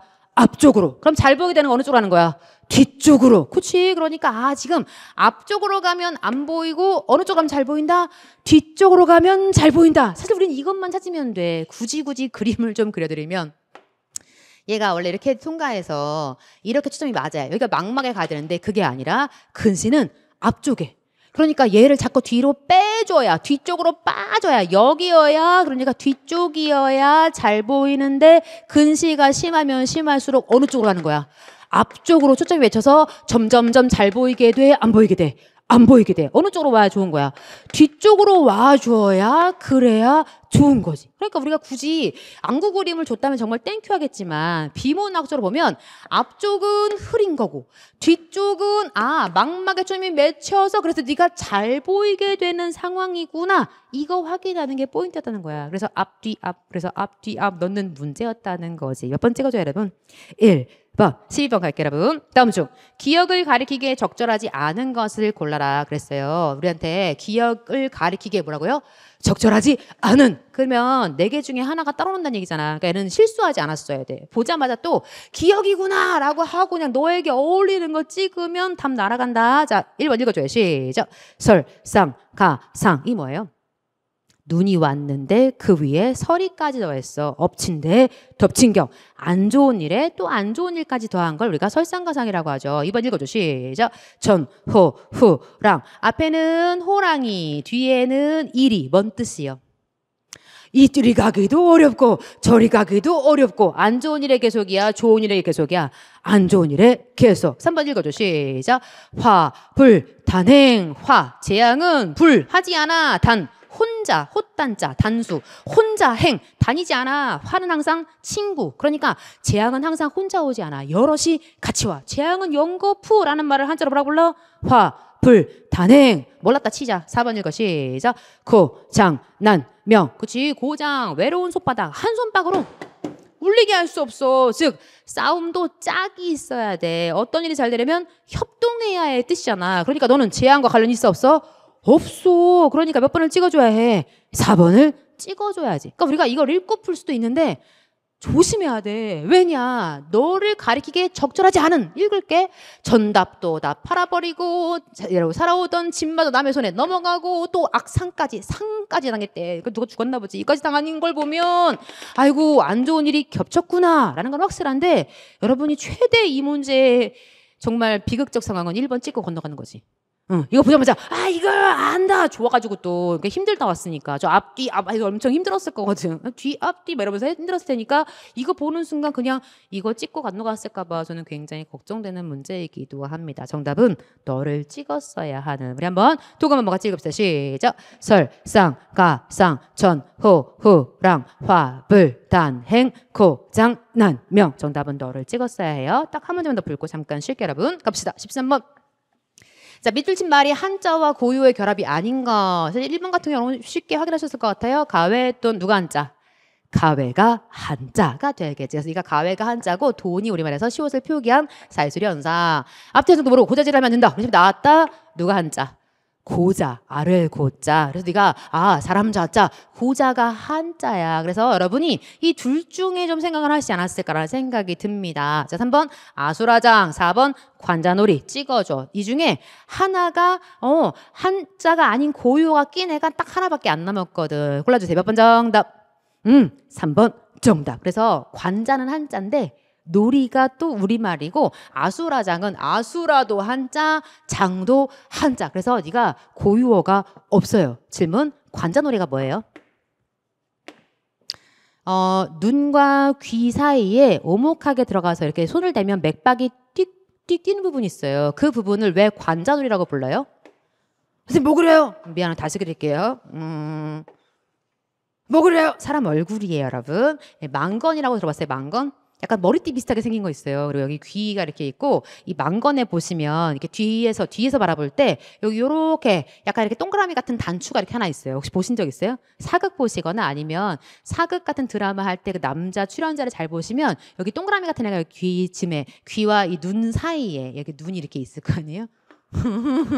미안해 여러분 눈이 신나서 혼자. 자, 그때 이 망건을 쓸 때 이 단추가 관자인데 네가 맥박인 자리라서 툭툭 관자가 움직인다고. 그 관자가 움직여. 관자가 놀다. 네가 이렇게 툭툭 마치 뛰어놀듯이 놀아서 걔 이름이 뭐야?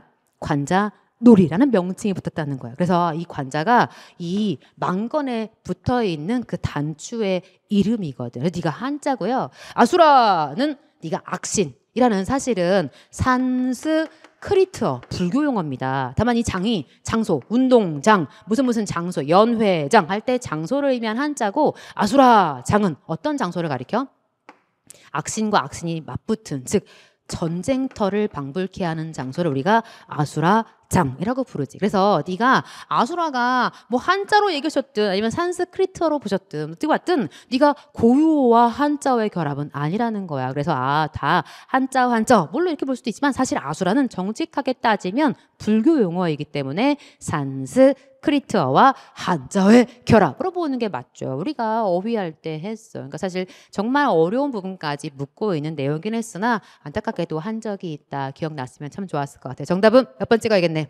3번 정답. 14번 문제 겁니다. 다음 중 아래의 작품과 내용 및 주제가 가장 비슷한 것을 해놓고 동그라미 누가 왔군요.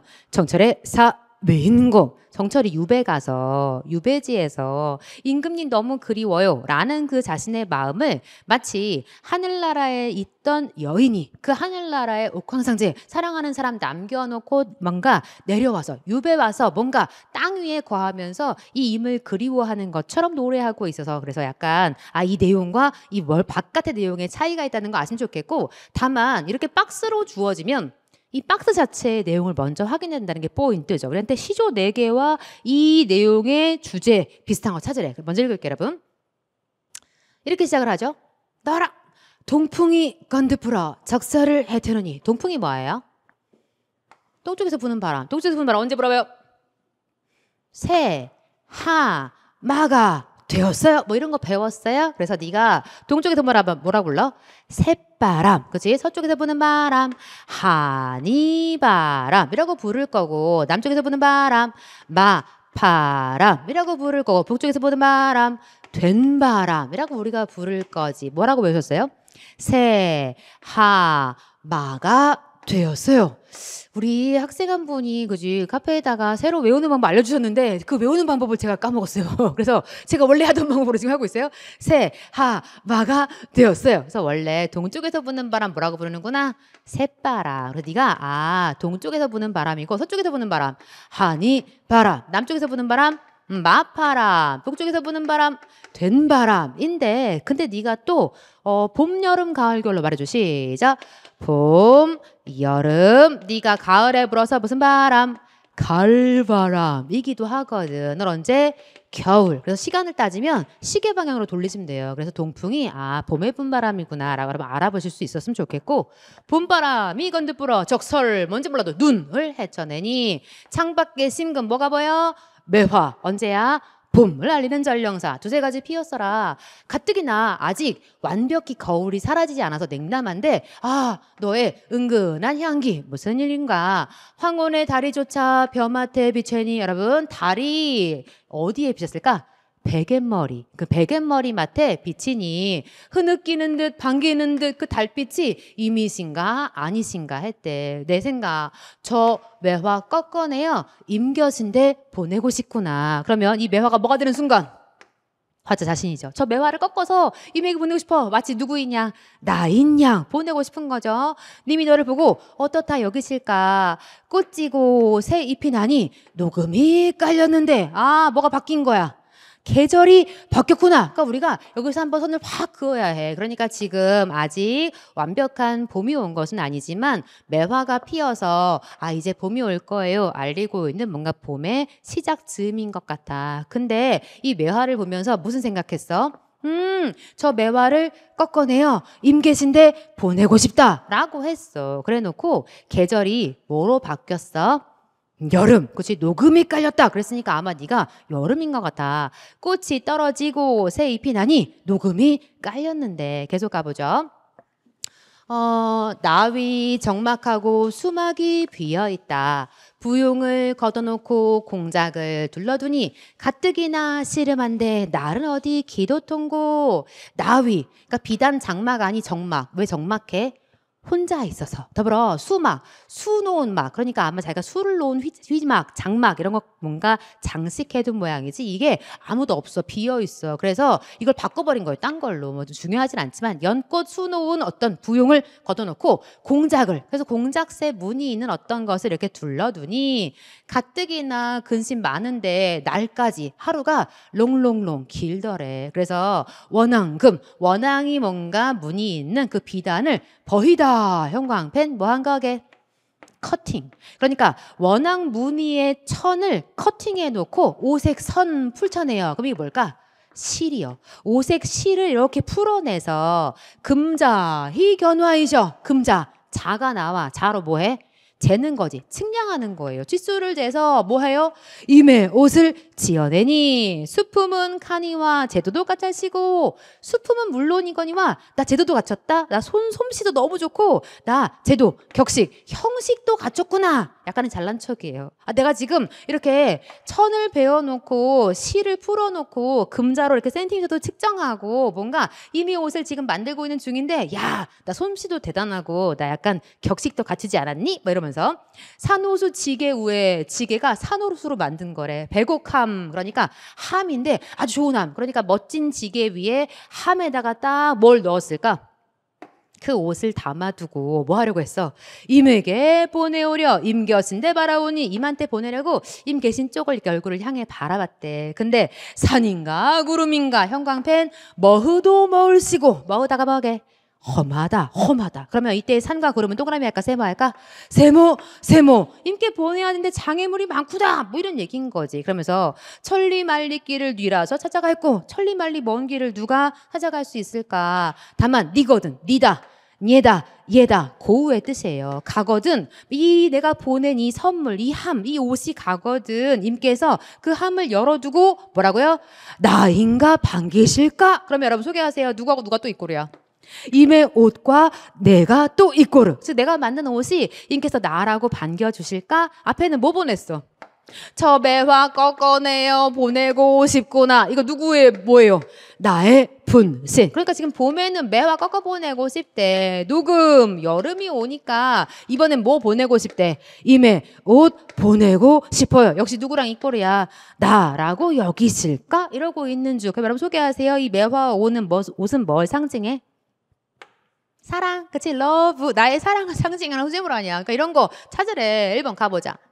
나 뭐라겠냐? 고인도 날 못 보고 나도 고인 못 배. 자, 너는 약간 뭐가 있군요. 보다 꼬리 잡기가 살짝 보이죠? 뭔가 연쇄법 보이는 것 같아. 원숭이 엉덩이는 빨가면 싸우가. 근데 옛사람도 나를 못 보고 나도 옛사람을 못 봤대. 옛사람을 못 보았지만 옛사람이 녀다. 또 나오네. 니다, 녀다. 예다는 가다의 뜻이고 살다의 뜻이지. 그러니까 가다, 살다 이런 뜻이거든. 그러니까 고인을 못 배워도 고인이 가던 길은 내 앞에 있다.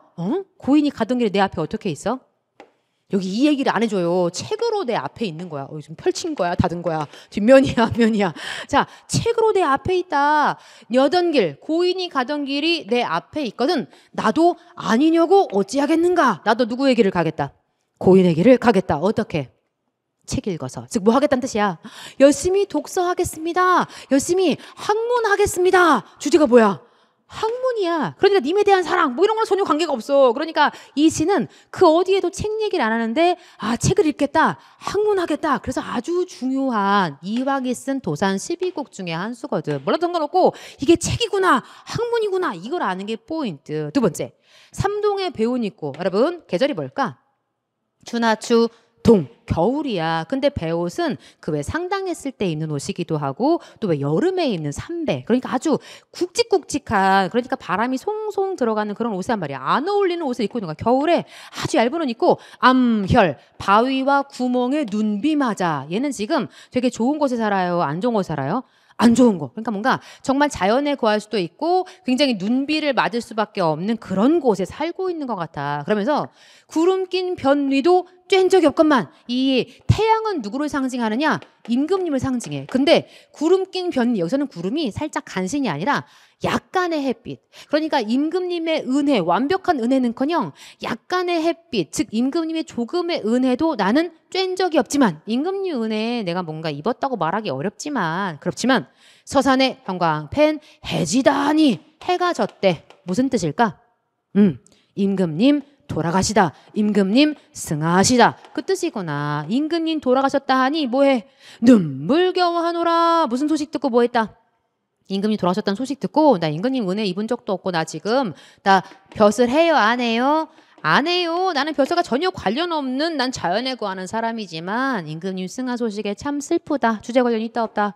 없다. 전혀 다른 소리잖아. 계속 가볼게요. 3번.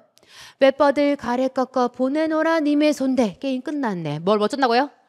웹버들을 가려 꺾어요. 왜 굳이 가려 꺾어요? 예쁜 것만 고르는 거죠. 자, 보내노라 누구에게? 님에게. 그치? 그래서 의손대는 손이 아니라 누구누구에게 뜻이에요. 보내노라 님에게. 주모시는 창밖에 그 웹버들을 심거두고 보셔서 밤비에 새잎 곧 나거든 누구인가 여겨주세요. 나인가 여겨주세요. 님에게 뭘 보냈구나. 나의 분신, 나의 사랑. 그러니까 웹버들은 나이자 나의 분신이자 나의 사랑을 표현하는 증표구나. 몇 번 정답 확실하다? 3번 정답 확실하지. 쟁반 가운데 조홍감이 고와도 보이나다. 쟁반 위에 이렇게 뭔가 일찍 읽은 감이 있었대. 그 감이 참 예뻐도 보이는데 유자 아니지만 뭔가 이건 유자라는 어떤 그런 여러분 유자 아시죠? 낑깡보다 좀 큰 애 있잖아요. 이거 아니라도 품음죽도 하더만. 그러니까 유자를 누가 품고 간 애가 있구나. 누가요? 육적이라는 애가 귤을 품고 갔대. 근데 이게 어린 친구라서 이제 어린 친구들이 놀고 있는데 이제 놀러 갔더니 친구 집에서 먹어라라고 이제 귤을 줬는데 여기 소매에 넣었던 거지. 왜냐면 놓고 있다는 사실을 까먹고 있다 집에 갈 때 자기도 모르게 후루루 흘려버려서 친구가 너 이때까지 그럼 숨기고 있었어? 왜 그랬어? 라고 묻자 얘가 뭐라고 말해요? 얘는 굉장히 효자였던 모양이야. 참 될 녀석이죠. 집에 가서 부모님 드리려고 그랬어. 미안해 라고 했대. 그때부터 육적 회귤 혹은 회귤고사라고도 말하는데 그러면 한 글자로 뭐라 그래? 효라고 해. 그러니까 이게 효를 상징하는 말이구나. 즉 내가 그 육적이라는 아이가 품어갔던 이 감은 유자는 아니지만 그래서 주머니에 이렇게 넣어가고 싶지만 근데 마지막에 주제에 있다. 품어가 반길 사람이 없어서 그래서 뭐 합니다? 슬퍼합니다. 누가 뭐 하셨구나? 부모님 돌아가셨구나. 내가 품어가 봐야 반겨할 사람이 없어서 슬퍼합니다. 풍으로 시작하는 말 뭐 기억나는 것을 말해줄래? 풍, 수, 지, 탄. 그러니까 얘는 효할 수 없어서 탄식하고 있는 거야. 그러니까 지금 부모님 돌아가셨구나. 그러니까 전혀 주제와 관련 없는 주제가 된 거지. 정답은 3번을 찍었어야 해요. 15분 가자. 다음 중 자 표준어가 아닌 거 3초 문제 몇 번 정답? 2번 정답. 깡총 뭐 맞고 죽었다 그랬죠? 총 맞고 죽었어요 여러분. 어떻게 띄워야 해? 깡충 네가 원래 정상이거든요 사실. 양성 양성. 그러니까 모음 조화를 지키려면 깡총이 발음 표기인데 우리나라 이제 깡총이 표준어가 아니라 시험이 좋아해요. 깡충 물론 뭔 있어. 껑충 존재해요. 그러니까 음성은 우리한테 잘 지키고 있으니까 안 물어봐. 네가 모음 조화 깨졌으니까 묻는 거죠. 형광 뱀 발가숭이 역시 송이하지 않아서 주의가 필요하고 뻗정 맞아 틀려? 맞아요. 더불어 오뚝이라고 쓰면 된다 안 된다? 안 된다. 그러면 오뚝 품사 부사에다가 다시 이를 붙여서 뭐를 만들기도 했고 부사 오뚝이 일어서라 가능하고요. 또 뭐도 있어? 오뚝이라는 장난감. 그래서 명사이기도 하죠. 우리말에 코가 오똑하다는 언제 써요? 없어요. 그래서 네가 오똑하다가 없기 때문에 오똑이도 안 돼요. 그럼 뭐라고 쓴다? 오뚝하다만 존재해서 그 오뚝을 잘라내어서 오뚝이라는 부사명사를 만든 거라서 여러분이 살짝 여기까지. 물론 뭐는 존재해? 뚝하다는 존재해요. 그런데 오똑하다가 없어서 이 오똑이가 안 되니까 모음조합 파괴돼서 의미 있는 낱말이기도 하죠. 여러분 다 아시는 얘기인데 길게 설명했어요. 16번 가자. 다음 중 아래 글의 내용을 포괄하여 설명하기 가장 적절하. 그럼 여러분은 뭘 쳐야 되느냐? 이 박스에 뭔가 내용이 제시되겠구나. 그 내용을 확인해야죠. 주체경어법. 야, 말 어렵게 했네. 뭐예요? 주체높임법. 그 주체높임법은 당연히 뭘 넣어야 해? 시를 넣는다. 우리가 아는 얘기를 해요. 만약 여러 개의 용언이 뭐라고요? 여러 개의 용언이 함께 나타나는 경우라면 일률적인 규칙을 세우기는 어렵지만 여러분이 알고 계시죠? 여러 개라면 어디만 쓴다? 뒤에만 시를 쓰는 것이 좋다. 물론 앞에 다 쓴다고 틀린 것은 아니라 그랬죠. 자, 또한 여러 개의 용언 가운데 어휘적으로 높임의 용언이 따로 있는 경우 어디 밑줄 할까?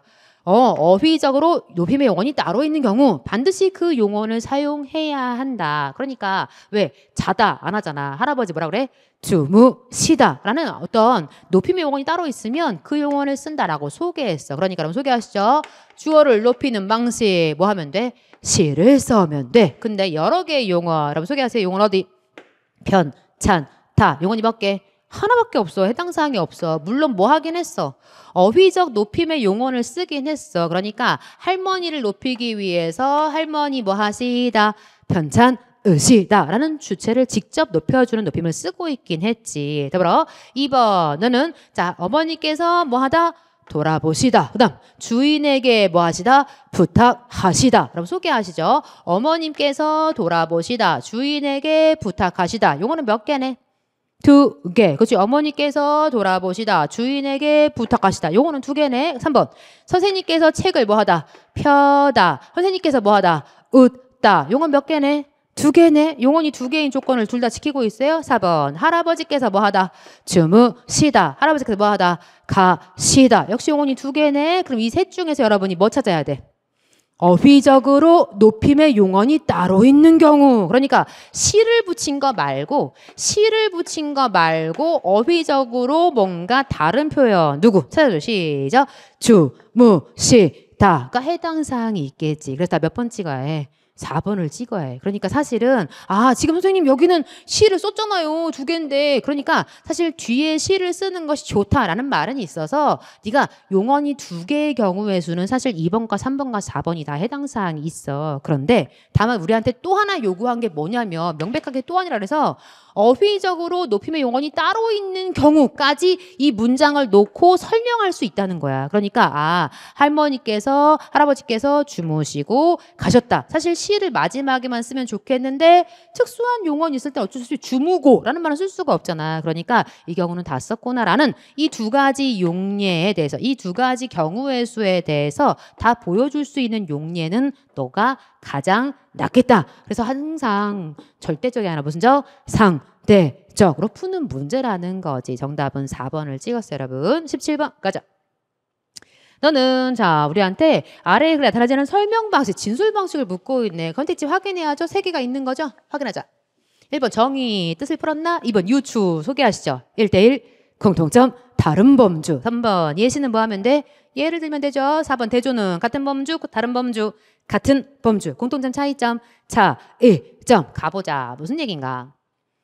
텔레비전에는 여러 종류의 자막이 쓰인다. 뭐 나오겠네? 여러 종류의 자막에 대한 뭐요? 예시가 나오겠지. 그러니까 텔레비전에 쓰이는 자막의 종류. 뉴스의 경우 앵커가 기사를 소개할 때 앵커의 왼쪽에 기사 전체의 내용을 요약하거나 핵심을 줄여 제목을 자막으로 쓰고 보도 중간에는 화면의 하단에 기사의 제목이나 제목을 자막으로 보여주고 그리고 보도 내용을 이해하는 데 꼭 필요한 수용 내용이나 세부사료도 자막으로 보여준다라는 몇 가지 예시. 3가지 예시를 지금 우리한테 첫 번째 문장에 대해서 예를 들어서 보여줬구나. 그래놓고 관객이나 시청자가 읽을 수 있도록 화면에 보여주는 글자라는 점에서 여러분 관객이나 시청자가 읽을 수 있도록 화면에 보여주는 글자가 뭐예요? 자막이죠. 그럼 너 자막에 대한 뭐를 살짝 숨겨놨다? 정의를 살짝 숨겨놓은 거지. 그래놓고 네가 정의였구나. 이런 점에서 영화에서 쓰이는 자막도 텔레비에서 쓰이는 자막과 뭐라고요? 비슷하다. 여러분 같은 범주야 다른 범주야? 같은 범주잖아. 그러니까 비슷하다 그랬으니까 네가 비슷하다 그랬으니까 무슨 점이구나? 공통점이니까 뭐네? 비교도 있네. 그래놓고 그런데 영화의 자막은 타이틀과 엔딩 크레디트 그리고 번역 대사가 전부인데 이는 모두 영화 제작과 관련된 정보 알려준 제한의 오늘만 사용되는데 번역된 더빙하지 않은 외국 영화로 보여주는 수단을 사용되는데 텔레비전에서는 영화에서 쓰이는 자막을 모두 사용할 뿐 아니라 각종 제목과 요약 내용을 나타내기도 하고 또 시청자의 흥미를 돋우게 말 감탄을 표현하기도 하고 또 음성으로 전달할 수 없는 다양한 정보를 제작자의 의도에 맞게 자막을 활용하여 제공하기도 하고 여러분 소개하시죠. 자 이런 점은 같은데 얘는 이것만 쓰는데 얘는 더 있어 라는 건 같은 점 차이점. 차이점. 너 보구나. 대조 쓰였고 마지막에 또 뭐 박아놨어. 예시 못 벗어나게. 즉 텔레비전에서는 영화에 쓰이지 않는 이런 자막도 닿습니다 라고 한 번 더 예시를 쾅쾅쾅 박아서 예시는 반드시 있다 벗어날 수 없다 라고 박은 거지. 다만 뭔 없어? 유추. 다른 범주가 없어. 자막, vs 자막 그랬으니까 같은 범주구나라고 확인해야겠지. 정답 몇 번 찍어요? 2번 찍어야겠죠? 18번. 가다를 문맥에 맞는 수대로 나열한 거라고. 나다를 우리한테 힌트를 주었구나. 그런데 가나다 앞에 뭔가 글이 하나 있었어. 최근 수십 년간 세계 각국의 정부들은 공격적인 환경보호 조치들을 취해왔다. 대기오염과 수질오염, 살수지와 독성, 화학, 물질의 확산, 동식물의 멸종, 위기 등을 우려한 각국의 정부들은 인간의 건강을 증진하고 인간 활동이 야생 및 원시 지역에 만들어낸 해로운 결과를 줄이기 위해 띠리링 뭐래? 상당한 자원을 투자해봤다. 다시 최근 수십 년간 누가? 세계 각국의 정부들이 뭐 공격적인 환경보호 조치를 취했다. 그러니까 뭔가 환경보호 이야기를 할 건가 봐. 근데 그 환경보호 조치 중에 뭐 얘기했어? 투자했다라는 얘기를 했어. 블라블라. 문장이 굉장히 긴 것처럼 보이지만 딱 몇 개야? 2개야. 그러면서 그러나 이러한 규제 노력 가운데 비용을 낭비한 것들이 상당수라며 투자했는데 낭비 이리 갈 거냐? 아니면 이 중 투자한 것 중 많은 조치들이 성과를 거두었다 이리로 갈 거냐? 아니면 친절하게 다니까 예를 들어 새로운 대기오염을 공격적으로 통제할 경우 투자인데 통제로 갈 수 있어 없어? 없어. 그러니까 사실 너 아니면 넌데 친절하게 선택지가 이미 뭐라고 안내를 했네? 나다. 그치 이거다. 그러니까 투자했는데 투자해서 뭐 했어? 성과가 있었다. 그럼 너무 쉽잖아. 성과가 있었는데 근데 뭐 했어? 그러나 낭비한 것들도 있었다. 어떤 낭비냐? 오히려 악화시켰다. 그래서 예를 들어 악화의 사례. 새로운 대기 오염원을 공격적으로 통제할 경우 오래된 오염원의 수명이 길어져서 적어도 단기적으로는 대기오염을 가중시킬 수 있는 오히려 악화시킨 사례가 있다. 틀리면 바보지. 그래서 이거는 너무나 쉬운 선택지가 너무 땡큐야. 원래 사실은 가나 나를 줬으면 우리가 상당히 생각할 뻔했거든. 근데 투자했는데 투자 예가 아니잖아. 통제할 경우 그랬으니까 네가 투자 예시가 될 수가 없냐. 다 지워버리면 아 나가 첫 번째가 돼버리고 나가 나오면 성과가 있었는데 블라블라 이와가 쓰였었는데 근데 뭔가 낭비한 것들도 상당수인데 오히려 악화시켰는데 이렇게 악화시켰다. 예를 들어 이런 경우다 라고 우리한테 소개한 게 확실하죠. 몇 번 찍어야 돼? 1번 찍어줘야 되죠. 19번 가자. 다음 주 미술 신부분이 같은 수사법 그래놓고 윤동주의 슬픈 족속을 주었다. 자 윤동주 40년대를 대표하는 우리 민족 시인 아니겠습니까? 윤동주가 슬픈 족속 누구를 노래한 거구나? 우리 민족을 노래했구나. 그러면 흰수건, 흰고무신, 흰저고리 치마, 흰띠 다 누구겠네? 우리 민족. 이게 시 전문이에요. 딱 이렇게 이연 그리고 사행으로 끝나요. 우리 민족이 검은 머리를 두르고 우리 민족이 거친 발에 걸리우다. 순서도요. 얘만 빼고요. 주어 목적어 서술어 주어 목적어 서술어 주어 목적어 서술어 뭐 이런 스타일이야. 그러니까 가운데 여기만 빼놓고 살짝 우리 민족이 뭔가를 두르고 우리 민족이 거친 발에 걸렸대. 뭐야? 수난을 당했다. 그지? 근데 우리 민족이 그 몸을 가리고 우리 민족이 가는 허리를 질끈 확 도겠다는 얘기는 뭐 하겠다는 뜻이야? 이겨내 보겠어 라는 얘기인 거야. 그러니까 사실은 순환과 극복 뭐 이런 걸 얘기하고 있는 시조인 것 같은데 우리한테는 너를 불렀으니까 얘가 일부 물건인데 우리 민족 전체 그러니까 아 일부를 가지고 전체 이런 거 뭐라고 한다? 대유법 그치? 일부를 가지고 전체를 대표해서 비유하는 거거든. 그러니까 아 흰수건이 우리 민족 더불어 흰 고무신이 우리 민족. 그러니까 사실은 대유법엔 2가지가 있죠. 뭐하고 뭐가 있죠? 제유와 환유가 있어. 그런데 제유라고 봐도 무방하고 환유라고 봐도 무방하겠지. 뭐 속성이라고 해도 좋겠고 나열이 가능하다는 측면에선 제유라고 봐도 무방을 하겠어. 어쨌든 네가 대유인 건 확실하네. 같이 게임 끝났네. 뭐구나. 지규. 물론 치어 그랬으니까 뭐도 볼 수 있다. 영탄. 다만 여기서 영탄이 포인트가 아니니까 내 마음이 물결이다. A가 B다. 이런 거 뭐라 불러? 은유 안 쓰였죠? 파도가 달려든데 죽어있는 사물을 살아있는 것처럼 뭐다? 활유.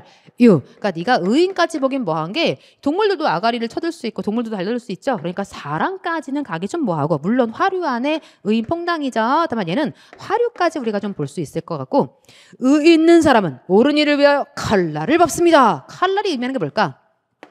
고난 어려움 뭐 이런 것을 밟는다라고 했으니까 일부가 전체라는 면에서 몇 번 찍으면 좋을까?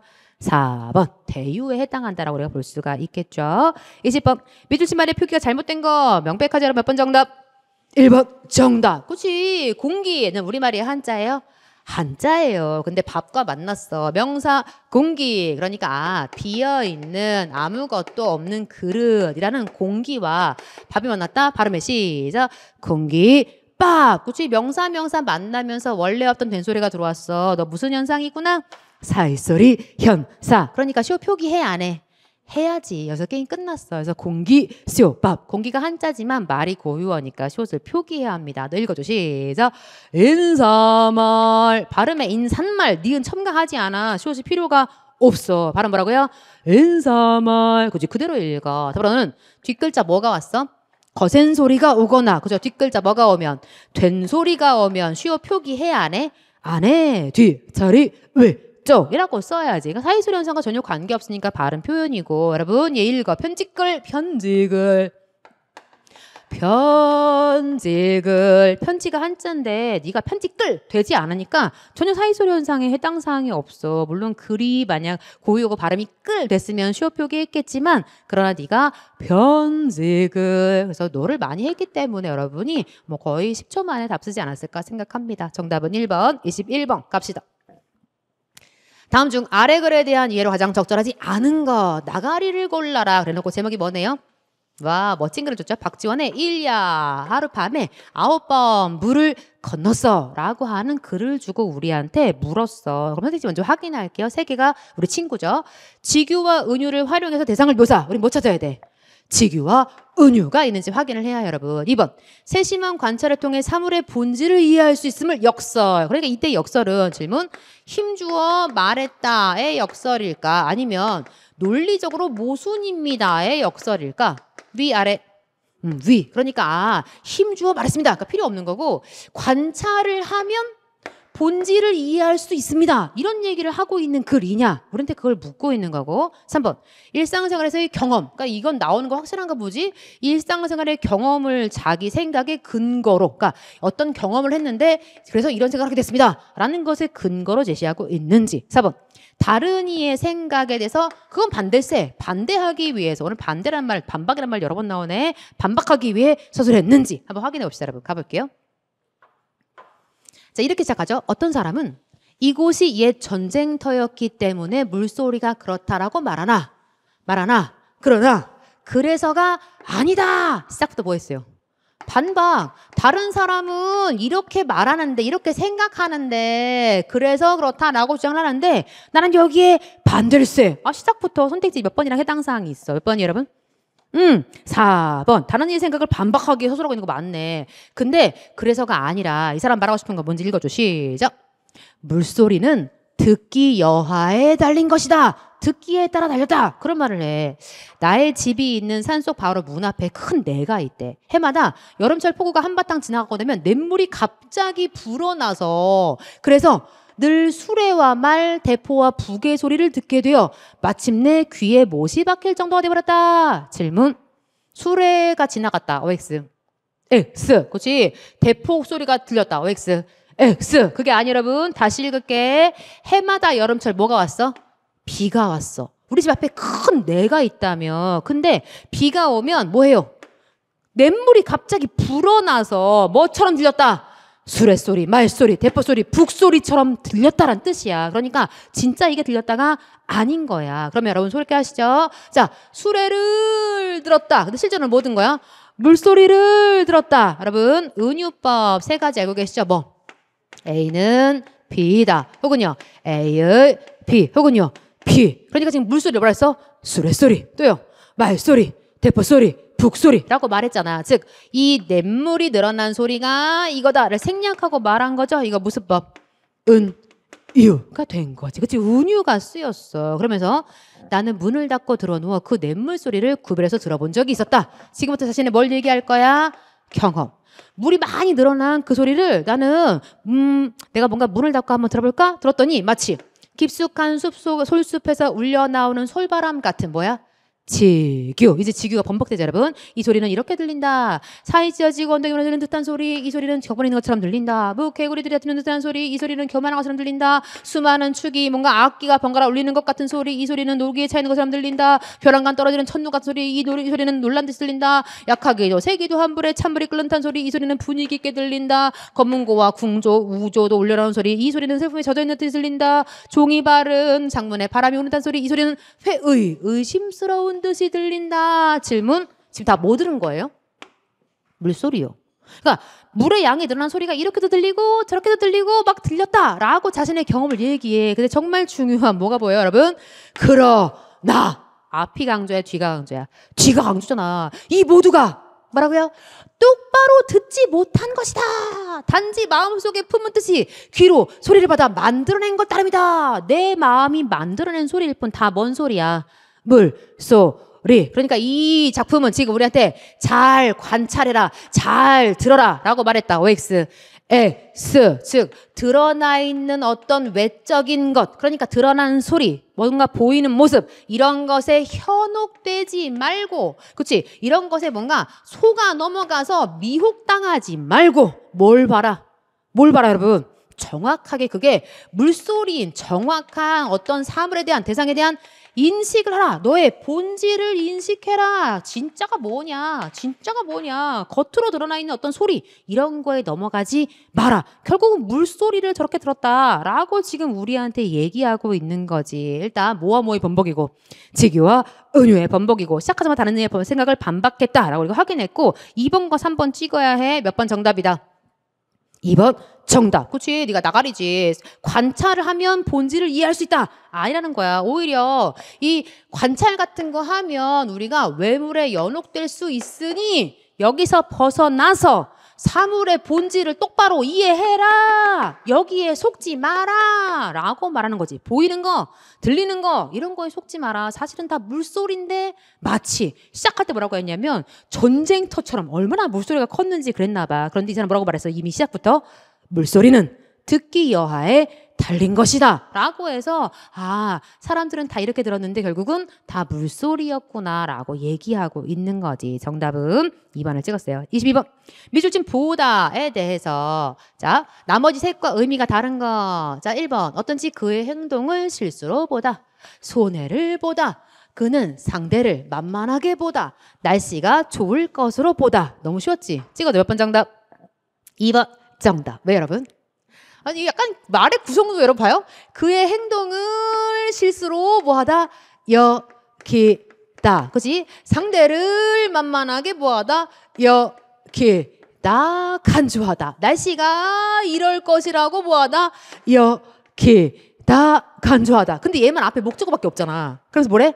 손해를 입다, 손해를 당하다. 뭔가 아 이런 뜻으로 쓰고 있구나. 명백하게 몇 번 정답이 확실하다. 2번 정답. 제가 늘 강조했죠. 의미로 문제를 앞에 항상 이 용언에 밑줄 주면 앞에 반드시 힌트가 있는데 얘는 지금 목적어를 이렇게, 목적어를 이렇게, 의미상 날씨를 이렇게의 뜻이란 말이야. 그러니까 살짝 아 지금 이 목적어를 이렇게 여기다의 의미로 이 세 개가 묶여요. 물론 얘는 지금 주어 영향을 하고 있지만 그러나 의미상 날씨를 이렇게 여기다 라고 우리가 의역할 수가 있잖아. 다만 얘만 이거를 당했다의 뜻이니까 밑줄 문제 힌트는 어디 있다고? 앞, 뒤. 명백하게 답 놓였어. 넘어갈 수가 없는 문제, 절대로 놓치면 안 되는 문제. 23번 문제 갑시다. 다음 중 을이 동의의 경륜에 따라 대화를 한 것은 우리한테 뭐 물었구나? 공손성의 경륜을 묻고 있어. 공손성의 경륜 불러줘요. 시작. 요관칭겸동. 외워 제발. 요관칭겸동. 여러분 소개하세요. 자, 요 뭐지? 령칭 뭐지? 자는 누가 포인트야? 듣는 청자가 포인트예요. 청자한테 요령은 뭐 해줘야 해요?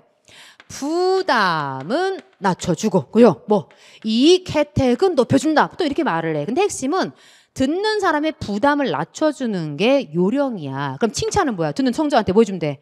칭찬을 아주 많이 해줘야지. 칭찬은 많이 해주고 뭔 안 해? 비방은 최소치로 만들면 그게 칭찬의 경륜이겠지. 그러면 관 뭐예요? 영, 겸 뭐예요? 양, 관용과 겸양의 경률은 이쪽은 누가 포인트야? 화자 포인트야. 말하는 화자의 뭐를 뭐 해야 해? 부담을 높여주고 이익, 혜택을 낮춘다. 근데 포인트는 여기 있어. 그러니까 화자 자신의 부담을 높여주는 게 관용의 경률이고 그럼 겸양은 뭐 하면 돼? 칭찬은 뭐 해야 해? 최소치로 하고 뭐 해야 해? 비방. 자기를 비방해야 해요. 제가 아직 많이 모자라요. 뭐 제가 아직 많이 부족해요. 뭐 이렇게 얘기하면 즉 자기 비방을 최대치로 하면 네가 겸의 경률이야. 그러니까 겸손하다는 뜻인 거죠. 뭐죠? 의의 경률은 뭐 하는 거? 일단은 맞장구를 쳐줘야 돼. 아, 당신 말이 맞습니다. 뭐라고? 물건 끝까지 가서 의견을 일치. 정확하게 의견의 일치까지 본다면 더 좋겠지만 이것만 돼도 동의의 경률을 지킨 거. 답 너무 쉬웠어. 동의의 경률. 그죠? 몇 번 정답이 확실해. 그치, 4번이지. 그러니까 우리한테 을 물었으니까 여러분 답해줘요. 저를 좀 도와줄 수 있어요? 라는 답은 사실 뭘 지키고 있는 셈이야? 도와줘! 그러면 듣는 사람 부담스럽잖아. 그러니까 듣는 사람의 부담을 줄인 무슨 경률? 요령 경률을 지키고 있어요. 그러자 을이 뭐라고 하냐면 못해! 라고 안 해. 안 도와줘! 라고 안 하고 뭐라 그래? 저 지금 급히 해야 할 일이 있어요. 라고 얘도 뭐 해? 듣는 청자의 부담을 낮춰주고 있어. 그러니까 넓은 범주에 뭐라고 말할 수 있다? 요령이라고 말할 수 있어요, 여러분. 그러자 갑이 이번에 또 이렇게 말한다. 글씨를 좀 크게 써주세요. 약간 듣는 사람 부담스러우니까 이건 패스할게요, 여러분. 그러자 을이 귀가 어두워서 잘 들리지 않는데 좀 크게 말씀해 주세요. 라고 을이 누구를 까요? 자기를 까요. 제가 귀가 어두워서 잘 들리지 않는데 자기를 비방하고 있죠. 이거 뭐구나? 이거 부담의 경률이야? 부담을 높인 거야? 아니면 비방을 높이고 있는 겸양이라고 봐야 돼? 이거 자기를 비방했지만 자기 부담을 높인 거야. 그러니까 이걸 우리가 관용의 경률이라고 말해. 그런데 자 밑에 여러모로 부족한 점 많은데 앞으로 잘 부탁합니다 라고 하자 저는 매우 부족한 사람이라서 우리 이걸 뭐라고 부르는 거구나. 자기를 비방했다 라고 본다는 거야. 그래서 자기를 겸손하게 뭔가 자기를 칭찬을 낮추고 자기를 비방하고 있구나. 제가 부족하구나. 그래서 보통은 칭찬을 듣고 등장하는 경우가 많으나 그렇지 않아도 우리가 너를 겸의 긍휼로 봐주는구나 라고 볼 수가 있고 다만 여러 침대 중에 이거 좋은데 이거 살까요? 라고 하자 좋군요. 일단 뭐를 쳐줘? 맞장구를 쳐줘. 그런데 좀 커서 우리 방에 들어가지 않을 것 같아요 라고 말했지만 뭘 지켰다? 동의 긍휼을 지켰다. 맞장구를 쳐주면 동의 긍휼. 사실 제일 쉬운 걸 물었어. 그래서 좀 더 어려운 걸 물어볼 수도 있었는데 너를 물었구나. 그래서 여러분이 살짝 관, 칭, 겸, 동 외우시고 요령과 칭찬은 듣는 청자. 그래서 듣는 청자의 부담을 낮추고 네가 칭찬을 많이 하는 거구나. 근데 관용은 나의 부담을 높여. 내가 좀 귀가 어두워서 내가 좀 뭔가 손이 짧아서 나의 부담을 높이면서 겸양은 사실 원래 앞에 칭찬이 있는 경우가 많지만 꼭 칭찬이 없어도 자기를 자기가 아직 모자랍니다. 제가 아직 많이 부족합니다. 라고 자기 비방을 하면 이걸 우리가 겸양률을 지켰다고 보는 거구나. 동의는 뭐라고요? 맞장구를 쳐주고 물론 의견일치까지 가져오면 정말 좋겠지. 정답은 너를 찍었어요. 24번 갑시다. 아래에 그래서 미술 자난을 고유했다는 것은 그러면 한자가 아닌 애가 있는 거죠, 여러분. 자, 동량, 구걸, 중생, 자비. 여러분, 자비에 무슨 글자 알아? 자비가 뭐야? 사랑. 그래서 자자가 무슨 자자야? 사랑자. 그래서 엄마를 뭐라고 불러? 자, 친, 가자. 이렇게 부르잖아. 네가 사랑자자야. 중생 할 때 중은 뭘로다 치자. 생이 뭘까? 날, 생, 무리중, 날생. 그치? 구걸하다 할 때, 자, 구자가 무슨 구자일 것 같아? 그치? 거린 할 때, 우리가 거지를 거린이라고 부르잖아. 그 걸자가 빌다라는 뜻의 한자거든. 그러니까 구걸이라는 한자를 여러분이 살짝 이 거리, 거린, 거지를 거린이라고 부르지 않았다면 정말 좋았을 것 같지만 답은 몇 번이야?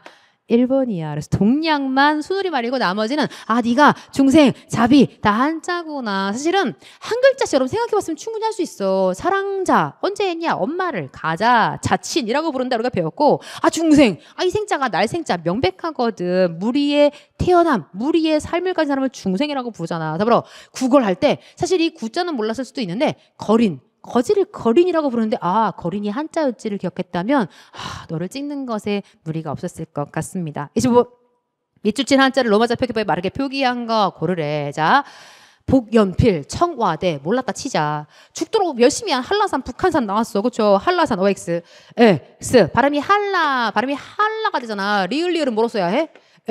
근데 리을리 LL이 없잖아. 불러줘요. 시작. 대문자 HALLASAN으로 써야지. 발음은 뭐가 돼? 북한산이 되겠지만 우리 자음 축약 누구는 반영하고 용어는 반영하지만 누구는 반영하지 않아. 체어는 반영하지 않으니까 뭐라고 읽혀야 해?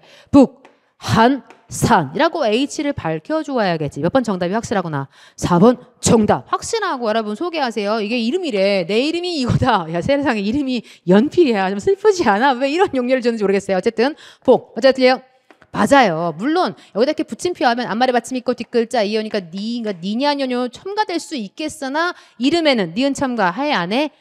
우리가 성과 이름 띄어쓰기 할 거란 말이야. 그러니까 네가 니은이 뭔가 들어올 자리가 없는 거고 그러면 이 사람 이름 B-O-K 당연히 뭐 해야 해?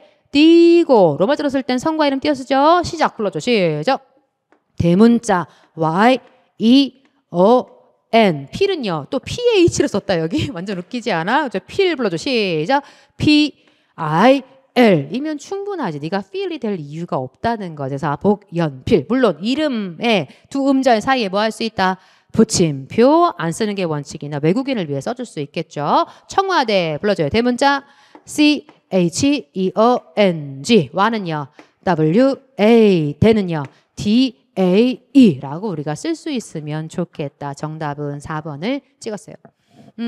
사실 수업 때 다 했습니다. 우리가 수업 때 안 한 내용은 전혀 없었어. 그러나 시험장이라는 곳은 우리를 굉장히 긴장하게 만들죠. 그래서 그 긴장을 얼마나 잘 극복했을 것이냐 또 늘 강조하지만 했던 내용을 얼마나 복습했을 것이냐가 시험의 점수와 가장 연계되는 중요한 포인트라고 생각이 되고 다음 시험 다른 직렬 준비하시는 분들은 아 내가 지금 풀어보니 이런 부분이 문제가 있구나. 이런 부분을 내가 다음 시험에서 보강해야겠구나. 내가 시험장에서 이렇게 했으면 이 문제를 정답에 갖다 꽂아버릴 수 있었겠구나. 이런 자기 반성과 자기 확인이 꼭 따랐으면 좋겠고 그래서 여러분이 이 다음 시험 대비하실 때는 이런 부분들을 잘 내가 시험장에서 이럴 수 있으니 이렇게 해야겠구나 라는 부분을 잘 정리해서 여러분의 그죠? 자료로 배양본으로 삼았으면 좋겠다라고 강조해 봅니다. 저랑은 다음 특강에서 다시 뵙겠습니다. 감사합니다.